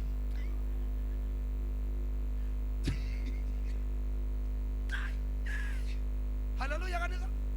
We are in a wilderness. Hallelujah kanisa. We need the guidance of God. Hata kisiasa, we need the guidance of God. Sasa Kenya tumepata contradiction. Uhuru aliruka Ruto. Sasa Ruto anaruka Gachagua. Hata yeye Gachagua akipata ataruka huyo mwingine. Na hiyo ndio tradition yetu. Sasa Gachagua ana bahati anaruka na Ruto, anaruka na Mount Kenya. Jesus Christ. Mungu atusaidie. May God give us the guidance. Those that constantly follow Jesus, Jesus will also constantly guide them. I want to say today in this church, may God guide you in Jesus' name. Hapo mahali ambapo hauelewi Mungu wa mbinguni akuongoze. Mahali ambapo pako na giza, masaa imeisha, pako na giza, Mungu wa mbinguni akuongoze. Hallelujah. Haya, sinimalize kwa sababu kuna presbytery. Haya. Now, this is the last one I will say. The last one niseme ya mwisho.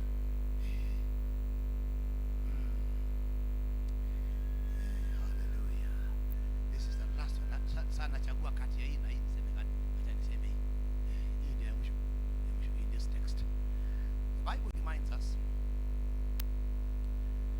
these guys worked a whole night. A whole night. Usiku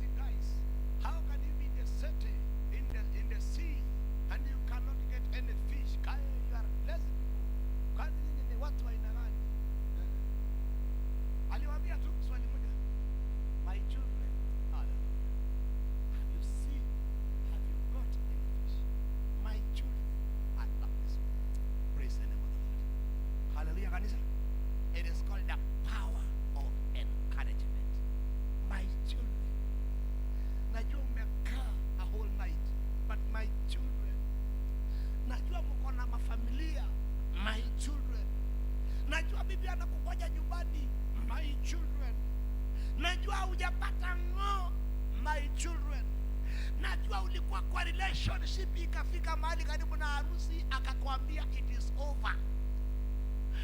My children, in other words, God was encouraging their hard work, and God cannot ignore our hard work. Hiyo ndio ndasema ya mwisho, ndio nirudi Mokinye. God cannot ignore your hard work.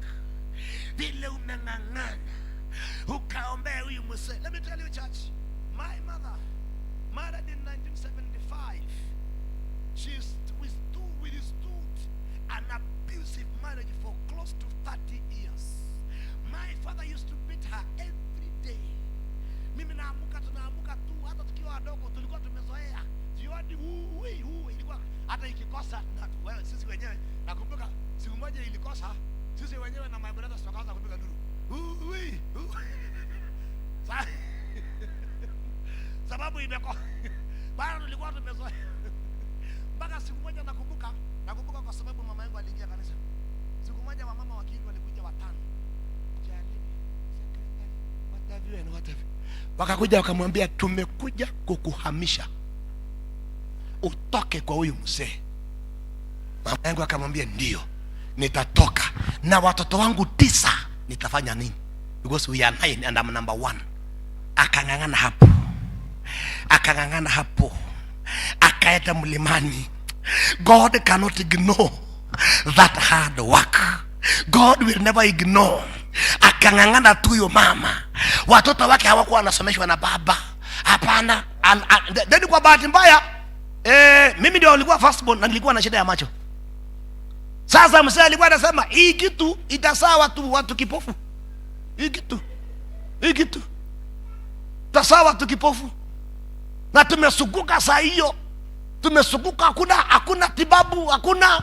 Let me tell you, church, I have a testimony. God will never ignore hard work. Bwana Yesu asifiwe sana. He will never ignore venye umevumilia. Umevumilia huyo mzee, umevumilia huyo mama, unakuja kanisani kila asubuhi, wewe ndio number 1, umeng'ang'ana na maombi. God will never ignore that hard work. Praise the name of the Lord. So my mother never ran away. Mungu akatusaidia tukasoma. Mimi na my 3 brothers tukasoma, wasichana waliolewa.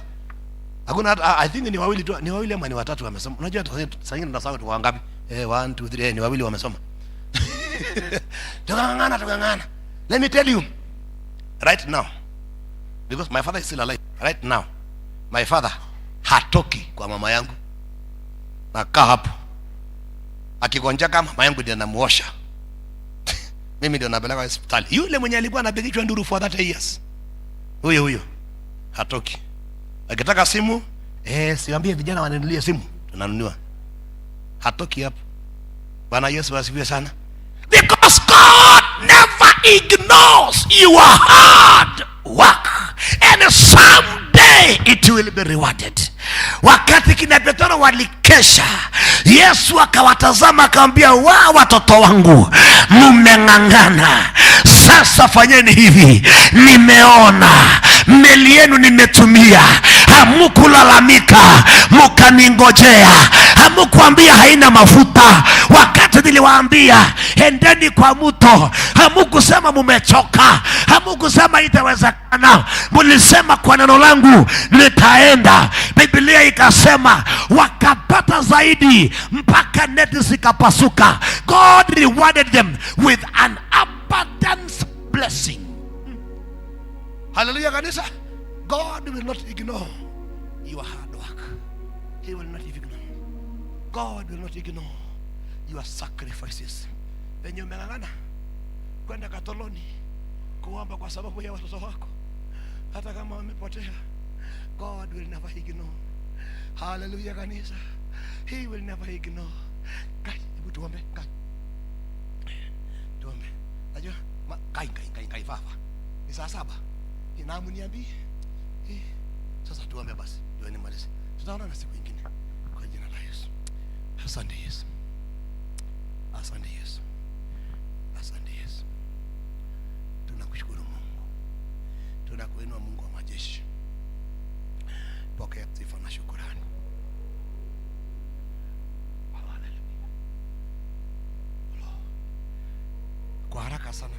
masaa imeenda sana, unaenda presbytery maombi.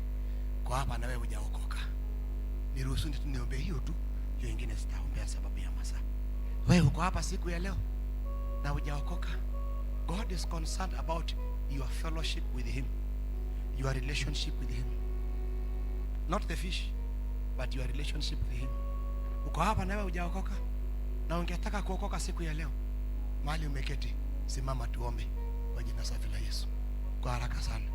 Uko hapa na wewe hujaokoka na ungependa kuokoka siku ya leo, where are you? Kwa haraka sana sababu masaa yetu imeisha. Simama tuombe pamoja na wewe kwa jina safi la Yesu. Is there anyone who would want to give your life to Jesus? You would want to be born again? I want to pray with you in the mighty name of Jesus. Are you there? Are you there? Baba, katika jina la Yesu, asante. Asante kwa neno lako. Tusaidie Mungu twende ndani so that we can have a fellowship with you. Tusaidie Mungu tusizoee tu around. Tusaidie Mungu so that our lives, our positions, our jobs become a pulpit of the gospel. Tusaidie Mungu. Tusaidie Mungu so that we can have a constant fellowship with you, and then you give us a constant guide. And finally, thank you that you never forget hard work. Bless you Lord and worship you. Kwa jina la Yesu tumeomba tukaamini. God bless you.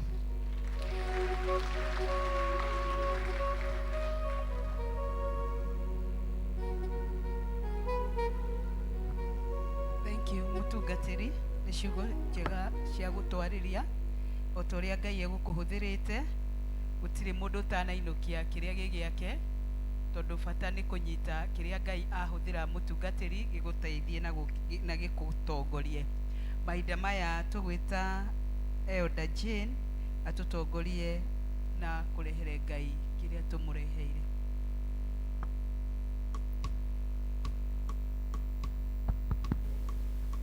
Bwana asifiwe kanisa.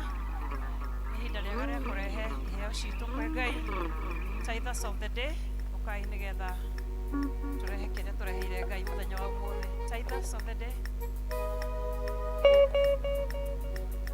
Na arĩa mũrutĩte online, ona inyuĩ ũkai na ndũkandĩke bahasha nĩ tondũ nĩ cikwa account of 4.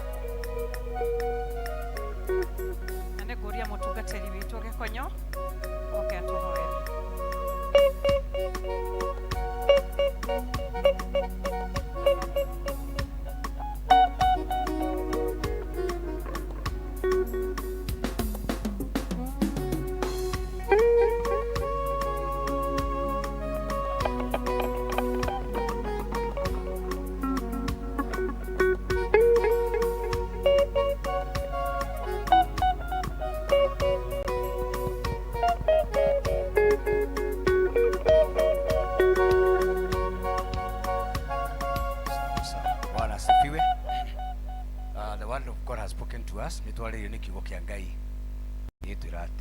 God does not ignore hard work. So whatever you're doing in your businesses, in your endeavors, may you find grace. May you find his favor and satisfaction in your work. We don't do it for ourselves, we do it for God. And I always say, let's do it voluntarily, because we can never get tired. Okay, the nogaga nĩ ithui. Mathani aromwĩka wega, mũrogea na wĩingĩ wa wega wake. Kwanyu mĩciĩ biacara-inĩ cianyu, mũrona ũtugi wake. And you also get your fish. And when you get your fish, follow Jesus. Tutikĩgoca kĩrĩa twĩ nakĩo, tũkũgoca mũtũhei kĩu twĩ nakĩo. Ngai tũhoe. Mwathani, tondũ we nĩwe hinya nĩwe ũhoti. Tũtirĩ na wega witũ wa gũtũigana.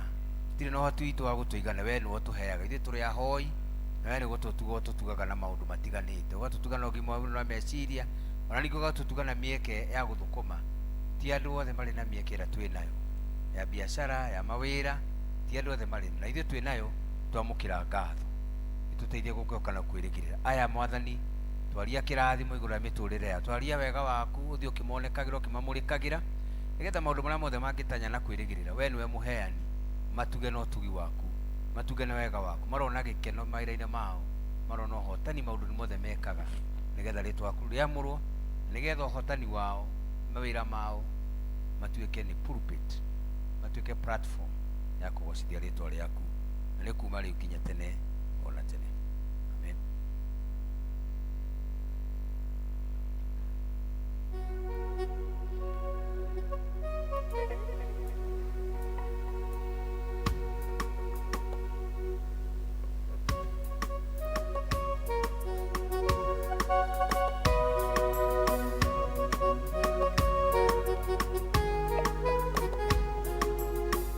Thank you so much.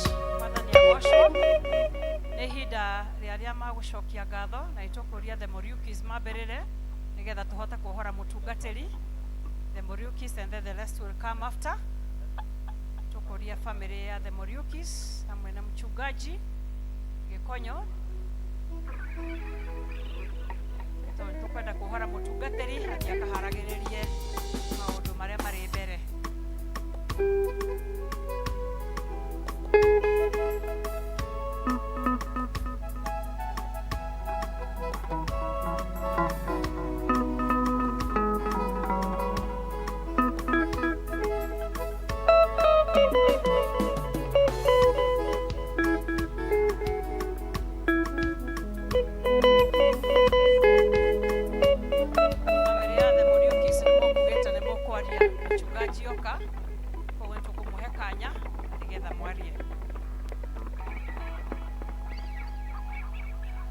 Thank you so much. Nituraigwa tutekete. Thank you, Lefred, the elders and all other leaders in the church. Niturashokia ngatho. We feel honored. Rĩrĩa tũrũgamĩte kĩgongona-inĩ gĩkĩ. Ngoro citũ nĩ ciatuĩka cia gũtungatĩrwo na njĩra nene. And we cannot take it for granted. Ngai nĩ aronete ũguo nĩ tũrabatara ngoro citũ gũkorwo igĩtungatĩrwo ũguo tũrĩ hamwe na inyuĩ. Reverend Gĩkonyo, ngugĩte nĩ nguga karũgano no nĩ ũndũ wa time. Twamenyanire nake some years back. I can just call it a divine connection. Twathiĩte mathiko ma our auntie Mpeketoni na handũ twarĩ stranded ũrĩa tũgũthiĩ mũtungatĩri agĩtũnyita guoko na akĩenda kũmenya kũrĩa tũrathiĩ na tũtioyaine. Nginya tũkĩinũka nĩendire gũkorwo I will never forget. Nĩ atũreheire nginya matunda na ti kũndũ atũĩ ithuĩ. Since then, ĩyo rĩu nĩ history because he has been part of us. He has been a blessing to us as a family. Nĩ tũmũtĩĩte, tũmuoyaga arĩ mũtungatĩri witũ, onakorwo tũkĩrĩ na atungatĩri aitũ, tũmuoete arĩ mũtungatĩri nĩ tondũ nginya wa my dad. Kũngĩgĩa kaũndũ kana nĩ gagĩkeno kana nĩ kaũndũ tũrahĩtũkĩra, dad ndagaga kũhũrĩra mũtungatĩri Gĩkonyo na kuoya ũndũ ũcio na akawalk na ithuĩ.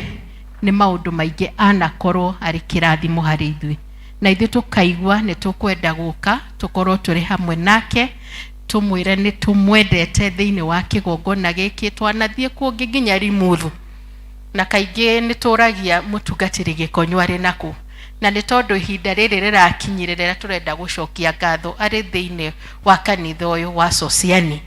Tũrauga tũtikwaga gũka nĩ tondũ nĩ mũtungatĩri ũkoretwo agĩtungatĩra ngoro citũ, agatwenda, agatũnyita guoko, akarũgama na ithuĩ thĩinĩ wa mahoya na tũkera Ngai nĩ wega. Koguo nĩkĩo tũkĩte gũcokia ngatho mũtungatĩri thĩinĩ wa kĩgongona gĩkĩ. Rĩrĩa ũratungata, rĩrĩa watungata, nĩ tũramenywo na kĩgongona gĩkĩ nĩ kĩararagia igũrũ rĩa family ĩno ya Mr. Muriuki. Koguo twĩna ngatho nĩ tondũ ono mũthĩ kĩgongona thĩinĩ wa kĩgongona gĩkĩ, our lives will never be the same again. Nĩ tũkwenda gũtũra na ngwatanĩro njega na Ngai. Nĩ tũkwenda gũtongoragio nĩ Ngai. Nĩ tũkwenda kũrikĩra thĩinĩ. I thank God. Tumĩte Karatina, family tumĩte Karatina. Our dad na our late mom makoretwo marĩ a PCA nĩkuo tũrereirwo na mundu agithie na mbere agikura ri agagithie haria Ngai akumutongoria.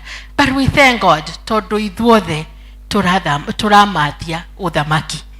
Gutiramakania haria ora no ugatungata haria hari na umithio. Tutigatungate kou tukwiragwo, no ukorwo ugitungata haria harahunjio kiugo kia Ngai na gukahunjio na njira iria yagiriire. Ngai wa moya murathime, ni twaigua tunyihite tukite thiini wa kigongona giki. God bless you so much. God bless you. Okay.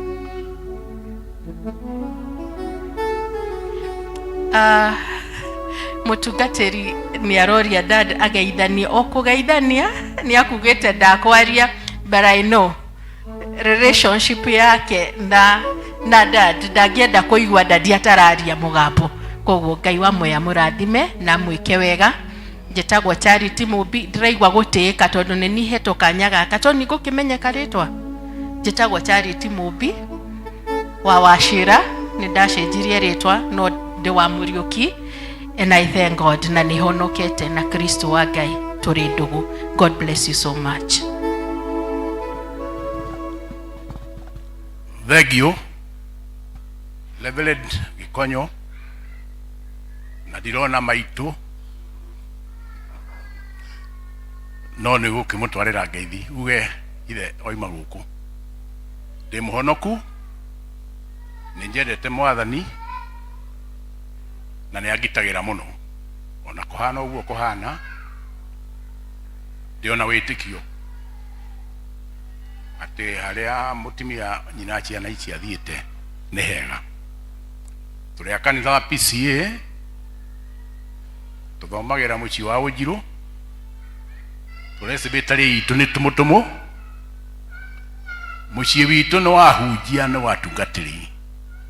Mundu uria nduitwo etagwo Reverend Meshek Mohoro, no Reverend Meshek Murage, nio mambiriirie kanitha kuma Kikuyu guka Nyeri. Koguo ithuĩ tureretwo mutine wa kanitha wa PCA na nĩ twendete na niho tuonaga tukihunjirio kiugo wega, na no kĩo gĩgũtũma tuigue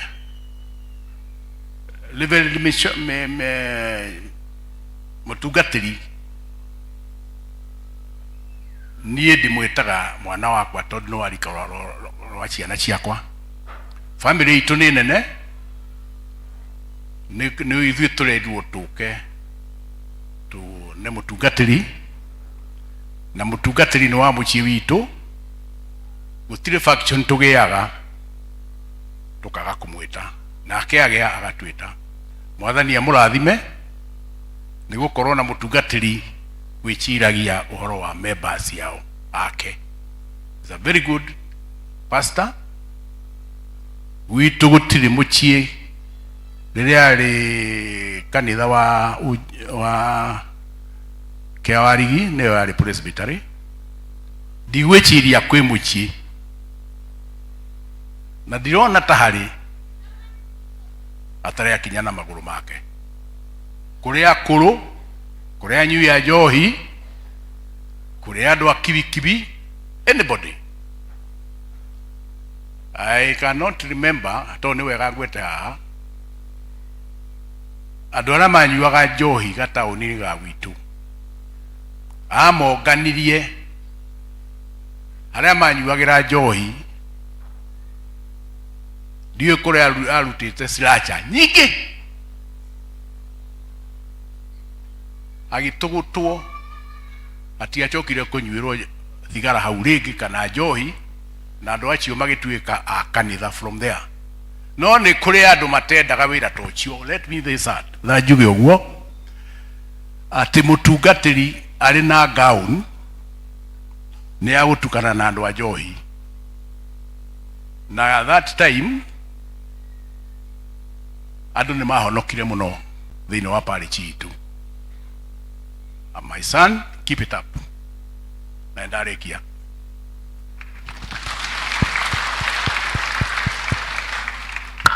Bwana asifiwe. Nĩ ngũcokia ngatho nĩ tondũ wa family ĩno ya Bwana Muriuki. Aya nĩyo family ya Gĩbũi-inĩ kũrĩa gwa kũgũrũ, koguo mũkĩaria ũhoro wa gũtonga tigai kuona andũ angĩ. Na nĩo mambĩrĩirie ũteti kũrĩa baba wetagwo Banga, wacira ndũngĩrigwo nĩ ũhoro ũcio. Marĩ andũ a bata mũno, na rĩu no andũ a bata nĩ bamĩrĩ ya Gĩbũi-inĩ. Nĩtũgũcokia ngatho nĩ tondũ wao. Niĩ twamenyanire ũguo na njĩra ĩyo, andũ me mbathi-inĩ, twĩ mbathi-inĩ, ngĩthiĩ Mpeketoni, ngĩthiĩ kũrĩa ndaikaraga, ngĩigua andũ mararia na haha thutha, nĩ morire matiramenya, ngĩkira makĩaria ũrĩa morire na kĩ. Twacuka ngĩmera tigai gũthĩna, nĩkuo ndĩrathiĩ, ngĩmagaidi, tũgĩthiĩ, mbathi tionekaga hĩndĩ ĩyo, tondũ niĩ ndakĩhũra thimũ ndĩ Nairobi ngakĩona, ngĩmera tũgĩthiĩ, na ngĩmonia kũrĩa mathiaga, tũkĩgĩa ndũgũ nene. Ndathiĩ Icuga, niĩ ndiamenyaga, it was my first service, the first month, ngĩthiĩ gũthika cũcũ wao, family yao. Niĩ twarĩkia mathiko ngĩona mũndũ anyitana thutha, na ndĩ mũgeni, nĩ ũkĩmaka wĩ mũgeni, na nĩ mweri wa mbere, ngĩũria rĩu hii nĩ kĩndekana na GB yakwa ndĩrĩ maũndũ maingĩ. Ngĩmaka mũno. Arĩ mwarimũ akĩnjĩra, we nĩ tũkuonete handũ. Ngĩmenya nĩ ndĩrokire, ngĩnyihia, ndĩrokire gũkũ ũyũ, neno ngĩgeria kuga nĩ service ya mbere, nĩ atĩ nĩ watũhunjĩria wega, no kĩ nĩnja nĩ tũkũĩ. Ngĩtwo kando, ngĩkĩheo rũgano, ngĩrwo gũkũ nĩ kuo gwitũ, arĩa wateithirie rĩ.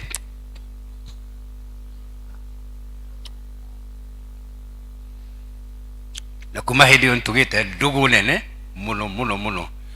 Wega ndũraga, wendo ndũthiraga. Rĩu maranjĩra nĩ megũka gũcokeria Ngai ngatho nĩ tondũ wa ũtugi wa Ngai. Maitũ nĩ areka kũhurũka, na tũrathiĩ na tũramũhurũkia, na nĩ tũragoca Mwathani. Wako nĩ wĩkaga wega, continue doing good. Wega ũcio ndũraga. Mwathani ake wega, mũrathime amũtũrie wendo-inĩ wake, na kĩrathimo kĩa Ngai gĩika igũrũ rĩanyu. Asanteni sana, Mungu abariki. Yes. Mwathani agocwo.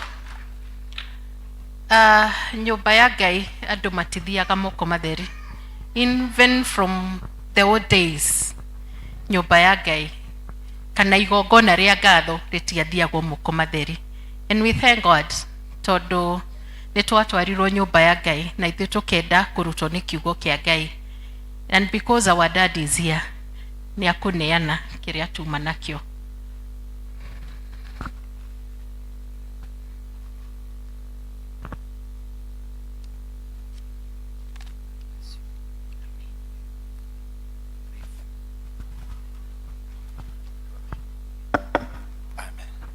Amen.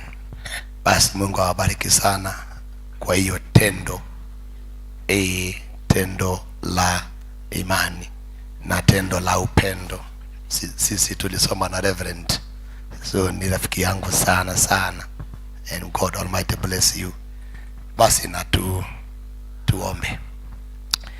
Baba wetu wa mbinguni, asanti sana, hakika Mungu wewe ni Mungu wa ajabu. Familia hii wameguzwa na matendo mazuri ya mchungaji wako. Mchungaji wako akawaguza roho zao, wakabarikiwa, wakafurahia huduma zake. Walipoketi kama familia, wakaketi kama yule Msamaria, wakasema lazima warudi kwa Baba wakapate shukurani. Asante Mungu wa majeshi, asante kwa shukurani hii. Yule ndugu Msamaria aliporudi, Yesu akambariki mara mbili, and he received a double portion of blessings. Naomba familia hii kwa sababu ya kurudi kushukuru mchungaji, na wabarikiwe in a double portion blessings.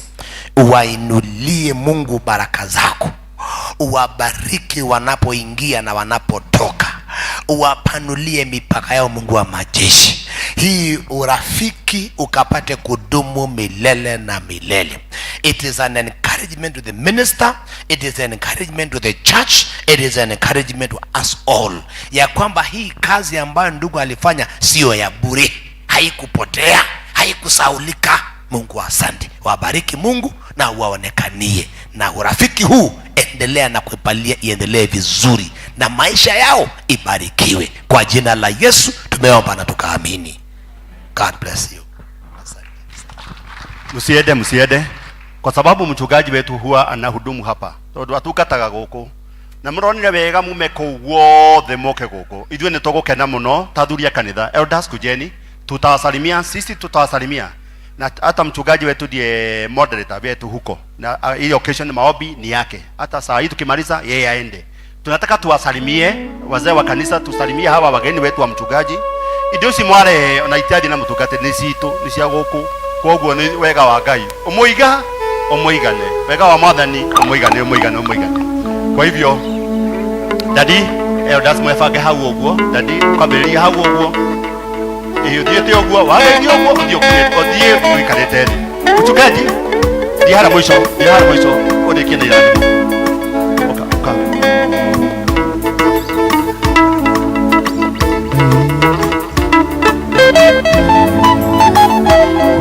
Shagai orakenete meshiria mako memaneru otine hakare gotorira mbere mutioke wagereire Jewagai otireta tuyewe noewi wagereire wenoewi Goina mereka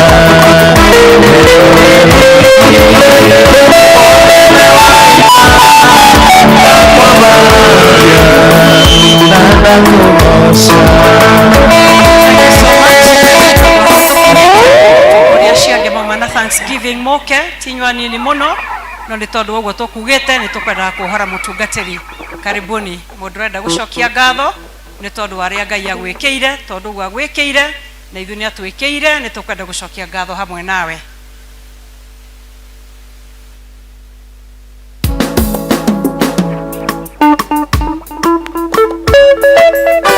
Tutauliza mchungaji Emmanuel aje aombe na hawa tena.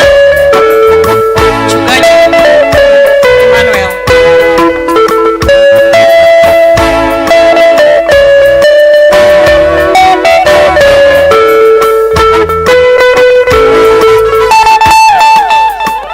Asante, tunazidi kushukuru Mungu. Haya, asanteni kwa kuja kutoa shukrani na tuombe. Mtakatifu Baba wetu wa mbinguni, Daudi akaandika Zaburi 116 akasema, nitamshukuru nitamrudishia nini Bwana kwa ukarimu huu wote alionitendea, na akasema nitakiinua kikombe cha wokovu na pia nitatoa sadaka ya shukurani. Wapendwa hawa, they have evaluated themselves, wakaona Mungu umewabariki na Mungu akashangaa watakufanyia nini, wakakuja kutimiza neno lako kwa kutoa sadaka ya kushukurani. Naomba uwabariki Mungu wa majeshi, naomba uwaonekanie, naomba Mungu wa majeshi kila wakati wajaziwe mahali wametoa hizi. Mungu wajazie zaidi, wabariki wanapoingia, wabariki wanapotoka. Kwa jina la Yesu tumeomba tukaamini, amen.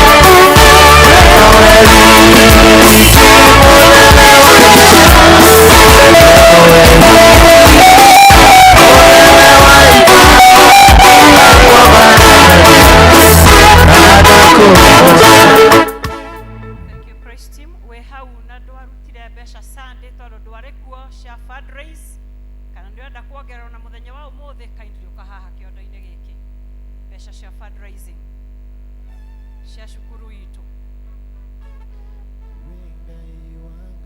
Karibuni.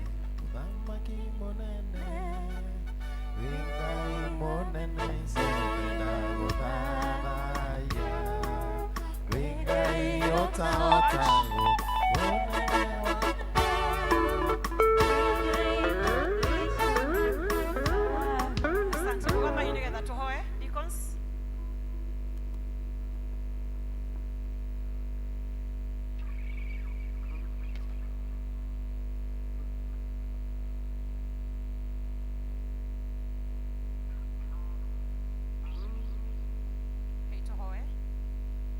Nitukwenda gugucokeria ngatho muno mwathani ni tondu wa wega na utugi waku ni watwerete mandiko-ini maku tutikanoke nyumba yaku moko matheri na tondu nituiguite kiugo giaku mwathani nikio twarehe ici mbere yaku twarehe mbeca na nigeithe ituike cia utungata nyumba-ini yaku ikinya kuria magoro maitu matangikinya cithie cieke maundu ma utugi kuria aria mahinyirirekeire amwe arwaru na nigetha na ngumo yaku ithie na mbere amwe nĩ ciĩtwo na mbeca iria twahothana nĩ tondũ wa ũthii wa nyũmba yaku ũhoro wa mwaka wa cukuru itũ onacio Ngai witũ nĩ tũgũkũhoya cirathime ikĩruta wĩra ũrĩa ciagĩrĩire nĩ kũruta amwe tũrĩ ithuothe nĩ twakũhoya kĩrathimo gĩaku kĩrĩa gĩtũmaga thutha nĩ kĩeha gĩthiĩ mbere itũ na tũgĩthiĩ mawĩra-inĩ maitũ wiki ĩno yũkĩte ũtũteithie Ngai witũ kĩũndũ guothe tũkũhutia na kĩrĩa tũkũigĩrĩra moko gĩtuĩke kĩrathime nĩ tondũ we nĩ watwĩrĩte atĩ nĩ ũrĩrathimaga wĩra wa moko maitũ na ithuĩ ekaguo mwathani tũgatuĩkaga ehokeku agũcokagia gĩcunjĩ nyũmba-inĩ yaku na nĩgetha gĩtuĩke gĩa gũtungata mawĩra marĩa marĩ mbere tũgũcokeria ngatho na twagĩgũtĩĩa tũiga ũrĩ Ngai na gũtirĩ Ngai ũngĩ ũhana tawe na thĩinĩ wa Kristo Jesũ twahoya na ningĩ twacokia ngatho amen.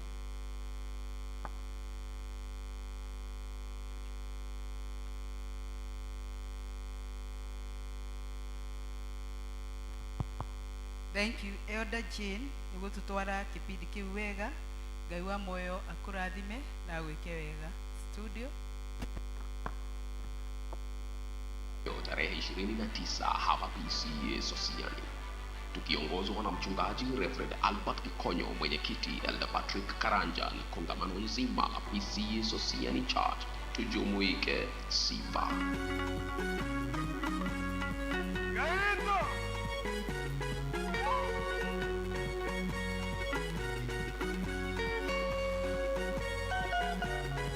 Mwinjilisti David Kangi kutoka parokia ya Komodhai atushirikishe neno.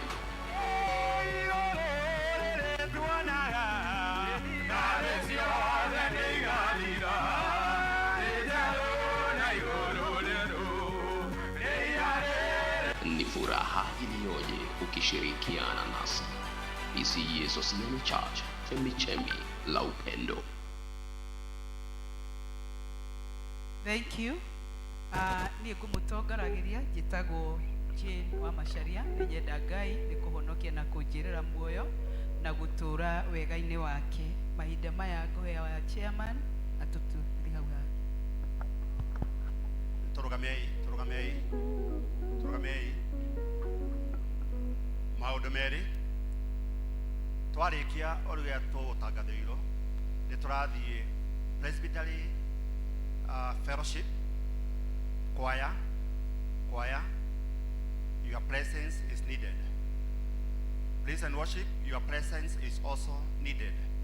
Tototi na district baadhi haha nĩ gũkua andũ aitũ koguo inyuĩ mwĩke haraka ũrĩa wĩkagwo hau na hau ũguo chap nĩguo tũhote gũthiĩ hamwe. Ageni aitũ tũgũcokia ngatho mũno mũgatwara DC kwanyu na tũkĩrĩkia mũgũka tũthiĩ procession-inĩ niguo tuthie na gikeno kiu na ngatho icio turikirie kuria festival. Tunengera mchungaji witu atohe kirathimo. Na tuombe. Tunakushukuru Baba wetu wa mbinguni kwa neema na baraka zako. Asante sana kwa kuwa na sisi tangia ibada ya kwanza mpaka ya pili tunapofungukana sasa kwenda katika maombi nyingine na mikutano mingi na shughuli mbalimbali na kusafiri hapa mbali na karibu, enda pamoja na sisi.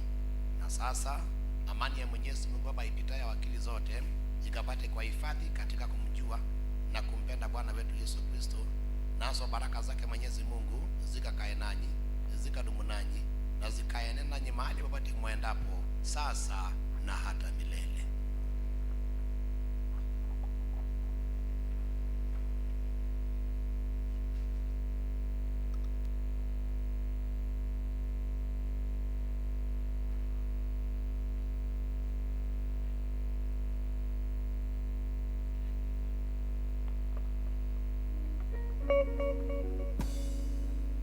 Nitwakinya mwisho wa igongona ritu ria umuthi. Mugie na wiki njega ina maciaro mega kuma Kristo wa Ngai, na Ngai atuhe o mundu wira mweru, na atuhe kirathimo kia wiki njega. Ngai wa moyo murathime na mwike wega. Turugamei twina keha tukiuga ati andu aitu marakwirwo ni aciari tukaremwo ni kumatwara. Andu aitu aciari ao marathie tukaremwo ni kumatwara ni undu wa welfare. Ni undu wa welfare. Wiki ino twina misiba itatu. Please nyitanira na andu aria angi. Tiga kunegena, ukunegena na wiki wikore ni athira na ukore uhoro ni wa kuruga. Ruta gukiruto. Ebu toa kukitolewa. Waleni kwa wale wote wamepatwa na hiyo jambo, mbarikiwe na Mwenyezi Mungu na muwe na wiki njema. Tupatane pale Sunday ama jioni pale Unity.